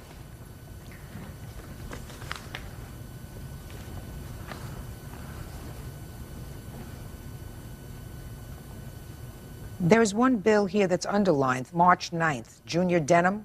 What is that? I believe the one underlined, is it Junior Denim? That would be my shorts. Okay, so that's your bill? Yes. And all the rest of his, the polo stuff, ties? Yes. Did he pay anything towards the bill? He paid one. The receipt is attached to the February bill. He paid in the amount of $60 in cash. And in the final arrangements of our relationship, it ended the 26th of May. We were meeting, talking about the bill at his sister's house, and he pushed me around and pulled my hair and stuff, and stopped paying. That's not true. If you can Yeah, see, I have a restraining okay. order against the defendant. I mean, against the plaintiff. I've got police reports. Okay, I don't need to look at the police report. We're not about police report. We're about shoes and ties and shirts. Okay, Mr. George, let's hear your version. My version is I live in my apartment with my two best friends, Miles and Marshall. I want you to listen to me. Sorry? I want you to look at me and speak slowly. Okay. You lived in your apartment. Right, with my two best friends, Miles and Yes. Marshall. We had a nice place. When I met Lindsay, it was the first of, let me think, must have been right after we got back from Phoenix. We went to Phoenix for... I don't care why you went to Phoenix. For New Year's, so it was right I after don't New Year's. care. January. It was in January. Okay. So we got back. We got a place together. Okay. I moved out with them too, you know, and we got a I don't place know. together. You mean she moved out of her old apartment? No, she moved out of her mom or her grandma's house, and I moved out of Miles and Marshall's. You know, we all three lived together. They got another apartment. I went and moved in with her. I moved in with her. Yes. We lived together, and I work full-time, about 50, 60 hours a week sometimes. Yes. She would take me to and from work, drop me off, pick me up from work most every day. Okay. I would just sign my paychecks over to her because we were, you know, talking about, you know, being serious enough to get married. How much were your paychecks? My paychecks, I bring home about almost $2,000 every 2 weeks. That was also untrue. Just a second. So your defense to this action is that you paid for this by turning over your paychecks to her. Of course, Is that right? my thing is I let her me. take care of the bills. Show me. I can't. Why not? Because I moved from Albuquerque to Phoenix, and when this case came up, I'm already living in Phoenix, so I go to the HR department at my job and I asked them, can I get some copies of those checks where it was signed over to Lindsay Gilbert? And then they said, you know what, we can't do that for you because there's just not enough time to do that. It's a very big corporation. He did not sign checks over to me. Real cases, real people. Judge Judy. Lindsay Gilbert says ex-boyfriend Tim George charged clothes on her credit card. Lindsay says she wants to be repaid. You have the capability, Mr. George, only you, of getting proof of your defense, which is that you signed checks over to her. Right, and Even if I believed you, sir, as of the time you separated in May, there was still an outstanding balance on this account. I can't tell you what to do with the money that I gave her. And it is clear that in... It's clear you have no I'm idea. speaking. I didn't hear what he said. Do I want to hear? I can say it again if you want. Do I want to hear what he said? Why don't you go have a talk with him? Okay. Find out what kind of medication he's on. What kind are you on? Judgment for the plaintiff You know what in you the need to amount do, of man? $1,093.17. You understand? And you're just lucky, sir, that I'm not sending you out to be tested. Because either you are drunk, high, or stupid. Pick one. That's all. Why is our excuse? You may step out. Whenever we were together, I moved out of her house because she was real violent. Not true. I've always wanted to get up there and tell Judge Judy what I thought, so today I got to do it. Never, ever trust a guy with my money. And now the next case. All parties on Terrell versus Marlowe. Step forward, please. 64-year-old Mildred Terrell is suing her ex-granddaughter-in-law, 24-year-old daycare worker Love Marlowe, for destroying her furniture. Ms. Terrell, according to your complaint, the defendant married your grandson. Is that right? Yes. And there came a time when they were having difficulty paying rent, so you all decided to rent a place together. And you moved in to the place with them. Yes. And when you moved into this new place, according to you, you brought some furniture with you. I brought everything. All your furniture. All my furniture, all the dishes, everything in the house was mine. And then there came a time when your grandson left the defendant. I moved out before then because of trouble that was going on. And as soon as he was able to take care, he had had surgery on his shoulder, and as soon as he was capable of taking care of the baby, I did move. They have a baby? Yes. How old is the baby? 18 months. And when you moved out, did you take your things with you? Only thing I took with me was my bed, an end table, and a chair, and my TV, and a few dishes, and a couple of pants. That's all I took.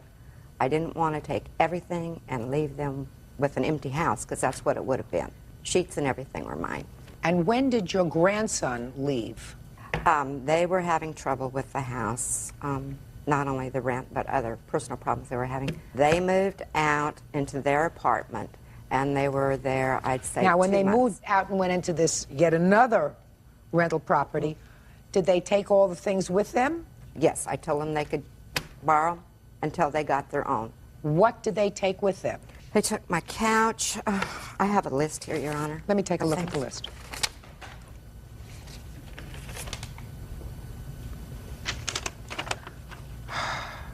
VCR, a couch, a Lazy Boy recliner, vacuum cleaner, some VHS movies, a rug, 3 end tables, a coffee table, a king-size bed, and miscellaneous stuff, linens and dishes, a dresser, those things you said they could take with them. And when did your grandson leave? Right around the first week in January. And where did he go? Do you know? He came to my apartment, was there 3 or 4 days until the harassment got so bad by Love Marlowe and her family that he went to his mother's. And then he was there a while. And where was the baby? With him. Where is the baby now? With me. She has temporary joint conservatorship of him now. Now, when he left and came back to you for a short period of time, did he bring any of these items? No, he didn't get out of the house with anything but the clothes on his back. And the baby? She took his socks, his underwear, she kept everything. Okay, all right. And Your So Honor, what's your suit? Just a second. and one of the times when she was there, No. I had a criminal trespass. How long was your great-grandson with your grandson? Until when? April 23rd. Is that when a court granted you temporary conservatorship of the boy? Yes, ma'am. And how often does your husband see the boy? Every other weekend. Okay. Now, tell me what happened with all this property. Okay, well, when we lived in Cleveland, Texas, when she lived with us... we lived together. We... Don't interrupt her. We did not get along because... I don't care why you didn't get along. I'm asking you what happened to the property. She moved out. She left it all there. She said she didn't want it. You know, we could have it. Well, of course, you know, we took everything that was in the house to our apartment because it was given to us. It was ours. Then me and Andy were not getting along, so he went to his grandma's. Well, I went over there, and he told me he was going to take off with my son. I was never going to see my son again. So I went to go get a lawyer. I came back. He told me that I could come in to see Josh in her house. So I did. As soon as I went into the apartment to go see my son, she was standing out there and she waved the cops over as soon as I walked in. Well, the only thing that I wanted to do was get my son and get out of her apartment, go back to my apartment, which is just right across the way.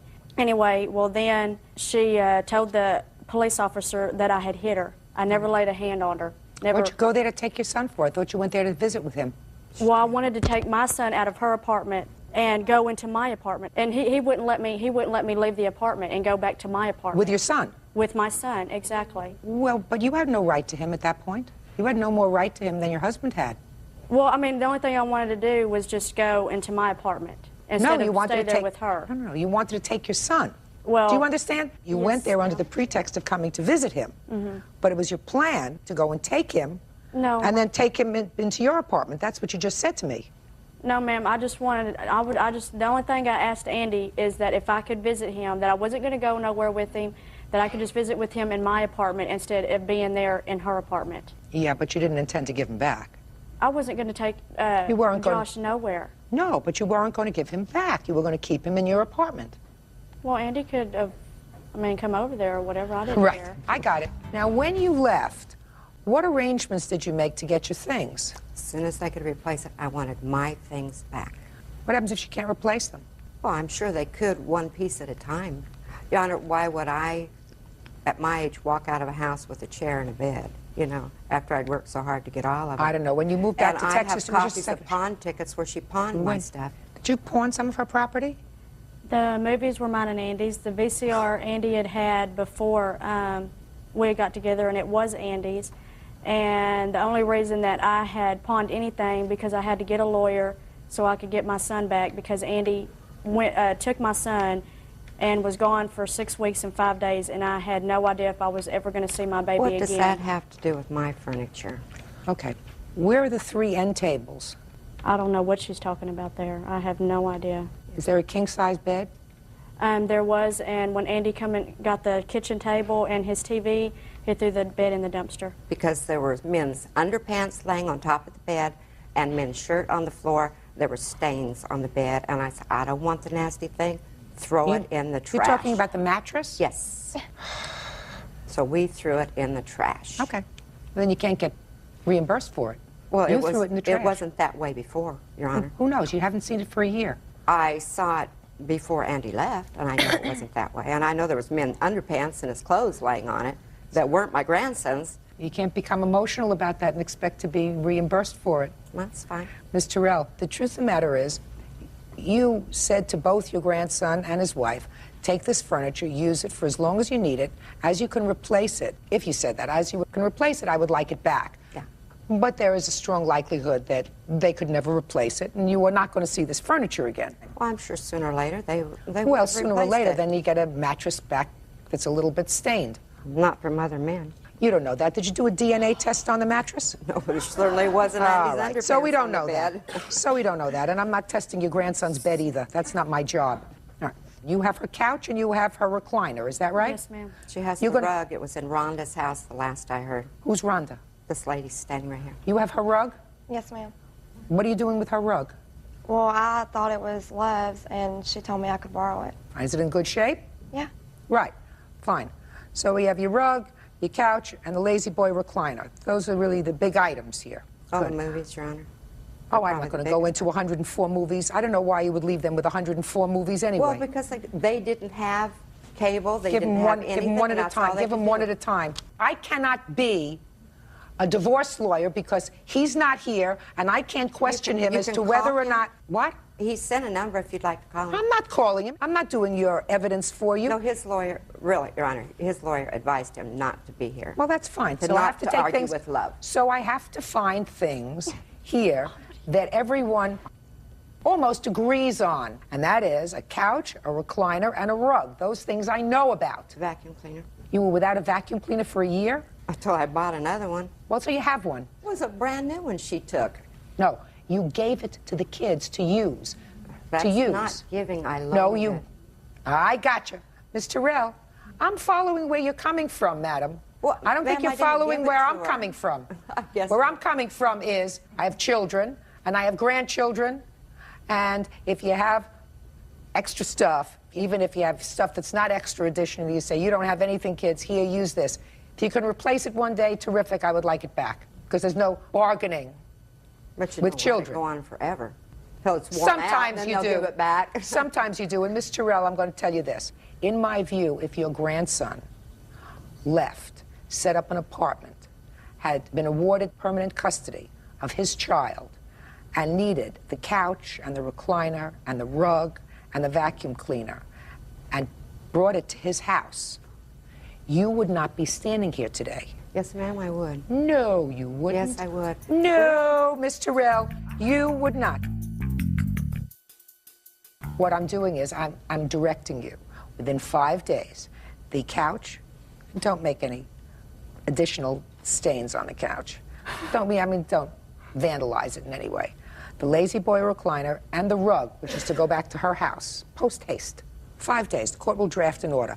How about my end tables and so forth? She doesn't have them. She doesn't know what you're talking about. Listen, you never know what's going to happen in the future. You have every confidence that your grandson is going to get custody of his child. That may happen. It may not happen. All I'm telling you is don't antagonize this situation any further, because it's nice to have a reasonable relationship with the custodial parent of your grandchild or your great-grandchild, And to make a big deal over 3 end tables at your stage in life is nothing short of being very short-sighted. That's all. Parties are excused. You may step out.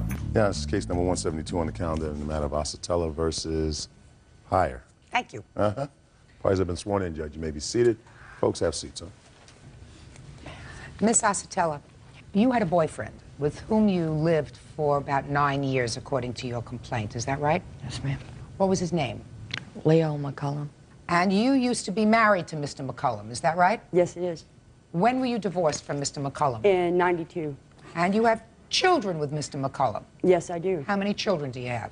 I have 4 of my own natural children and 1 that I raised from his previous marriage. Did Mr. McCullum ever have custody of his children? Yes, at one time, yes. When he was living with the plaintiff? Yes, part of the time. Since 96, he had custody. Which child or children lived with you? Danielle, Samantha, and Joanna. So 3 of the girls lived with you. Now, according to your complaint, Mr. McCullum attempted to murder you by pouring lighter fluid on you and setting you on fire. Mr. McCullum is currently incarcerated, serving a term of 30 years to life. Is that right? Yes, ma'am. How long were you hospitalized? A total of 4 months. While you were in the hospital, it is your claim that the defendant came to the home that you had shared with Mr. McCullum and took all of the property out of the house. Yes, ma'am. When you returned home, there was very little there. I never returned. Did you ever go back to see what was in the house? No, ma'am. Well, how do you know she took your property? This is my witness. I'd like for her to come up, please. Okay, well, we may not even have to get to your witness. Mrs. McCullum says that all the property that was in that house belonged to her former husband, and she was entitled to take it. Is that right? No, Your Honor. I never took anything from the house other than my children's belongings. And I have my daughter, Danielle, who lived at the house at the time that this terrible thing happened. And she can verify as to what Mrs. So it's Costello. your position that you took nothing from the house except your children's clothing? That's right. Okay, now I'll hear your witness. So would you step up, please?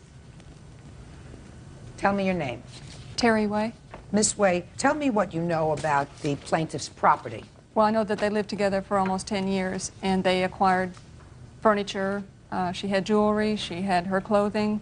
Did you ever see the defendant take any furniture from the house? I did not actually see her take it, no, ma'am.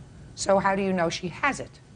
I went there 3 days after she was in the coma to get her belongings from the house and saw that the house had already been ransacked. And there was only 3 people that had keys to the house. Leo, who was in jail, Piper, who was in the coma, and the children.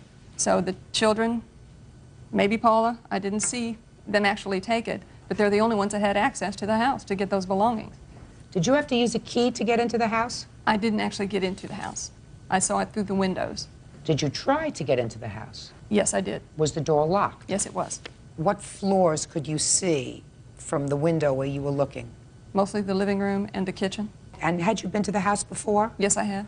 So what kind of furniture had been there in the living room previously? There was a couch and a love seat, a dining room set. That's all I can think of at the time. And all of that was gone? Yes, ma'am. Okay. I'm with you, Miss Hire. Okay. First off, I'd like to call my daughter Danielle for a witness. The first time we were allowed into the home, I wasn't even allowed. It was still under crime scene by the police for at least a week. The second day of this, I had to go by the home to have my daughter go in and pick up some medicine. She was escorted in by the police. At that time, I wasn't able to even go into the home. And what about the third day? I have no idea on the third day. They were going to contact us. I forget the detective's name at the time where we could go in and remove the children's clothes. We've underlined the 2 sections that apply.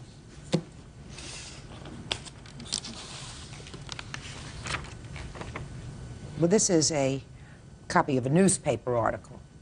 This indicates that Mr. McCullum at some point was free on bond of $300,000. So he was freed awaiting trial for a period of time? Yes, ma'am, almost a year. When was bail set? Bail was set, I believe, at the time that he was arrested, but between his attorneys, they wanted it reduced, but our side said no. Doesn't make any difference. He was free on bail. Yes, ma'am, but that happened 3 weeks after. He was in jail for 3 weeks before he was released on bond. And I have another article here that talks about the belongings. I'd like to read that too. The defendant says she doesn't have them. I don't know whether she has them or not, but there has to be some proof that she has them, because there are possibly other explanations as to what happened to the property. I'll get to that in a minute. What's your name? Danielle. Danielle, did you originally lie to the police about this fire?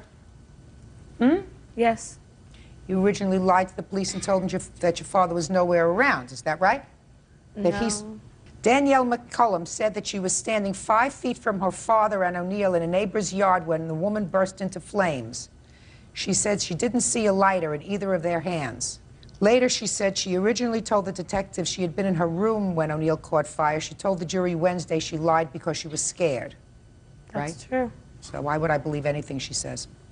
Ma'am, I never got a phone call. I never got a card asking how I was doing or anything. Nothing. After 9 years. After 9 years and 3 of the children living with you? Yes, ma'am. Well, they must not be very nice I had people. my very bad faults, but after Brandy, that. she drunk. Excuse me? Listen. She was an alcoholic. Well, there Just had to out be of some Sigma reason why, House. listen to me, madam, she may not be perfect, but there had to be some reason why your 3 girls chose to live with their father instead of you. There had to be some reason. There is. I was incarcerated. Well, that's a very good reason. Real cases, real people. Judge Judy. Piper Acetella says her ex-boyfriend's ex-wife, Paula Heyer, ransacked her home and stole her belongings. Piper says the theft occurred while she was in a coma. She says it wasn't her. It certainly wasn't you. That leaves old Leo. Now, what could Leo have done? Could Leo have given his attorney the key to the house and said to his attorney, in case she makes it, I don't want her to have anything? He could have done that. Maybe even sent it over to her house. Who knows? Anybody who was crazy enough to do what he did could do anything. And clearly, if he was out on $300,000 bond, he had some money. Where did he get the money from for $300,000 bond? From his parents. Oh, yeah. So he could have given his parents the key to the house. They weren't there yet. They're out of state. Doesn't make any difference. Gotten it to them, said one way or another, you get into that house and take everything out of that house. I don't want, in case she gets better, I don't want her to have a thing. Can she explain about Nancy, the woman that actually saw them taking the stuff in? Well, I would like to hear a witness if you have that witness. Where is that witness? She was reached by telephone, but apparently she couldn't make it here. Why? Who is she? She's Leo's cousin's wife. She came to see me in the hospital quite frequently while I was waiting for her to come out of her coma. Well, why can't she be here? She said that she would be here, but she had to talk it over with her husband, and we think that when she did that, and since he's related to Leo, that they didn't want her to show up here because it would be a plus on her side. So she never did return the calls after that. Do you understand my problem? Yes. What? I know where the furniture went. Well, then let me hear you. Okay. Leo's brother, McCullum, had put everything into storage because the landlord had got a hold of him stating that he was going to trash anything and everything that was left in the house because the rent was due. So he took the stuff from the house, put it into storage. I have the receipts where he paid storage for 10 months. And when was that done? Just a second. Here we go. And I was never notified. So Leo's brother? Yes. Leo's brother took the stuff and put it in storage? Yes, which he paid storage on for 10 months before he took it out. Well, where is it now? It's at his residence in Ozark, Missouri. Your Honor, I was never notified. In regards to the contents of Leo McCullough's household goods, McCullum removed and put in storage in August of 1999. I kept it in storage for 10 months, which then I moved some of the property into storage in my house. Let us make copies of the storage receipts. Let us make a copy of this before the plaintiff leaves today. Now you know where your stuff is. You know where your furniture is. Maybe the furniture, but my clothes, I mean, they had a habit of stealing stuff out of my closet. I know, but you can't prove that. We're talking about major stuff now. I mean, I can't say whether they took your clothes, whether they took your shirts, whether they took whatever. The brother went into the house, according to his own letter. He went into the house. That's what I said. I said, so he could have turned this key over to a relative, to his parents, to his brother, and said, get it out of there. I don't want her to have anything, because I'm going to spend the rest of my life in jail anyway. Hopefully. Hopefully. Hopefully. I'll be there to see it. Right. So, here's this. Try again. Wrong defendant. Got it? Make sure she gets that. Thank you very much. Parties are excused. You may step out. I'll be there to see this man in prison for the rest of his life, and I will. She didn't never work. She didn't pay for the booze she drank every day. She didn't pay for anything. Nothing in that house was hers. And now the next case. All parties in the matter of Bloom parent versus parent. Step forward, please. 57-year-old Shirley Bloom and her daughter, 23-year-old teacher Terry Parent, are suing Shirley's son, 21-year-old plumber's assistant Jess Parent, for an unpaid loan to keep him out of jail.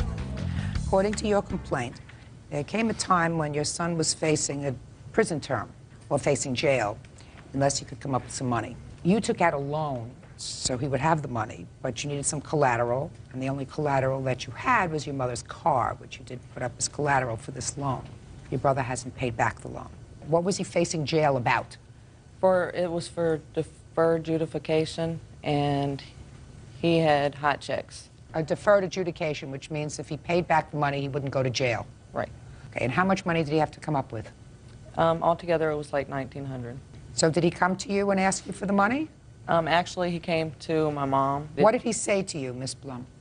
He told me that if he didn't have this money by this certain time, that his probation officer, when his probation was off, that they would automatically give him a year. And if he went to jail, then he would go automatically to prison. You then spoke to your daughter? Right. I used my mother's vehicle. It's a '97 Kia Sophia, and got the lease and the amount of money I needed. And what were the monthly payments on it? Every week it was $38.72. On March 23rd, 2001, I paid the loan off, which he didn't help me other than maybe, what, 6, 7 payments of all? $871 he gave you back. I had to pay off the loan, which was $1,987.22. Okay, let's hear from you. I disagree with everything that was just said, because I'd give my mom money to the fact that if the baby, my sister's baby, needed something, I'd give them some money. Every time I got paid, I'd give them some money. That's not true. true. To help That's them out. not true, Jess. You know that. I mean, anytime they needed help, I would help them out. And I mean, it's just been going on like this since I was little. I mean, she's been wanting money. I mean, I had a job. Let's go back. Okay. You faced a term of imprisonment on a deferred adjudication. You had to come up with some money, all at one time. Did you ask your mother for the money? No, ma'am. It wasn't that much. Just a second. Okay. Did you discuss with your mother the fact that if you didn't come up with a bulk piece of money, you were going to go to jail? No, ma'am. I had a job, and it wasn't that much money. For deferred adjudication, I was not going to, it wasn't having to pay a fine. Is what you're telling me that your sister never gave you a check to give to the court for fines? No. Is that what you're telling me? Yes. And that was on or about August of 2000? Yes. I had a job. I was working. That's not what I asked you. Okay. Are you telling me that you never, in August of 2000, needed a bulk sum of money to pay fines and other bad checks? Is that what you're telling me? Yes. What's the name of your probation officer? Dolores, What's her phone number? I have no idea. Oh, sure you do. You have to call and check in with your probation officer, sir. I went and seen her once a month. I never had a call and check or nothing. Does that name sound familiar to you? Yes, it does. Do you have the telephone number of the probation officer? No, I don't. I never got anything like that. He would never give it to me because he didn't want me to talk to her. Do you have a copy of the check? No, we just have the copy of the loan. The agreement, the lease agreement. And for I have, these are checks that I picked up with some of that money for him because he was going to go to jail that day if they weren't paid. And the rest of it I gave it to him to pay his fine.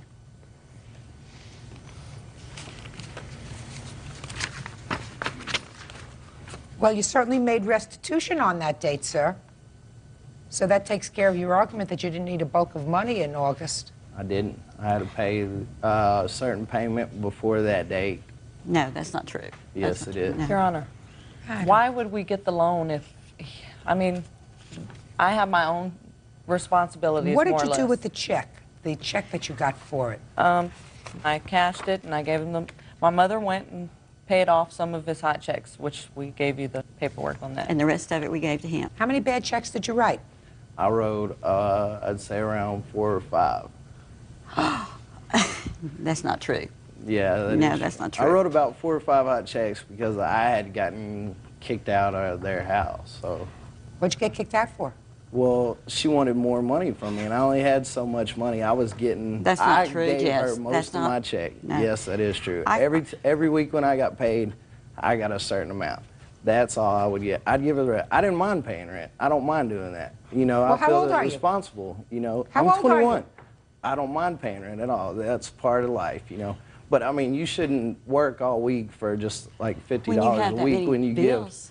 give your whole check to your mom. I mean, that's supposed to be your mom, not your money taker. That's right. You And know? it's supposed to be your mom. Don't talk to him. Your Honor, I keep a diary because he accused me several times of taking his money. He'd give me money, right. By the end of the week, he would borrow it all back. And he'd say, Mom, why don't I have any money? So I kept a little calendar. And every time he got money from me, I wrote it down. And I made copies for you. You want to see them? Showing since the time we had to get him out of jail the first time, which was like almost $700 that weekend, getting him out of jail when he got in trouble, that he never paid back. You been arrested since, sir? No, ma'am. How many times have you been arrested altogether? I'd say twice. Yes. I'd say twice. Yeah. I'd Well, say. it wasn't nothing besides traffic tickets. I mean, that's why. I mean, I And got. lying to a judge. That's why I got. Well, the second time I got thrown in jail for lying to an officer, and the officer came back and put me in jail for that. Oh, good. And what's next? And then the other one was for traffic tickets. And the other one was for bad checks. No, I never got thrown in jail for bad checks. No, because Mama helped and paid. No, because I worked and paid for them. No, You got The arrested for loan bad. Just a second. You got arrested for bad checks, didn't you? No, he never I got never got arrested. arrested for Never bad got checks. arrested No, for the bad because I checks. paid him off. No. He came So to I us see. whining about I he was see. gonna He go to was jail. on probation for something else. Right. Oh. Oh, what? For lying to an officer. Right. Yeah. What'd you lie to him about? I told him a different name because I knew I had a traffic ticket out. Oh, so, and that wasn't hard to lie to the officer, was it? No, it wasn't. but it Good. was a Judgment for the class- plaintiff in the amount of $1,987. That's all. Parties are excused. You may step out. Hello ফ্রেন্ডসরা, সবাই কেমন আছো? আশা করি সবাই ভালো আছো। আজকে তোমাদের সামনে আমি এই ছবিটি রং করে দেখাবো। ভিডিওটি না টেনে সম্পূর্ণ দেখবে।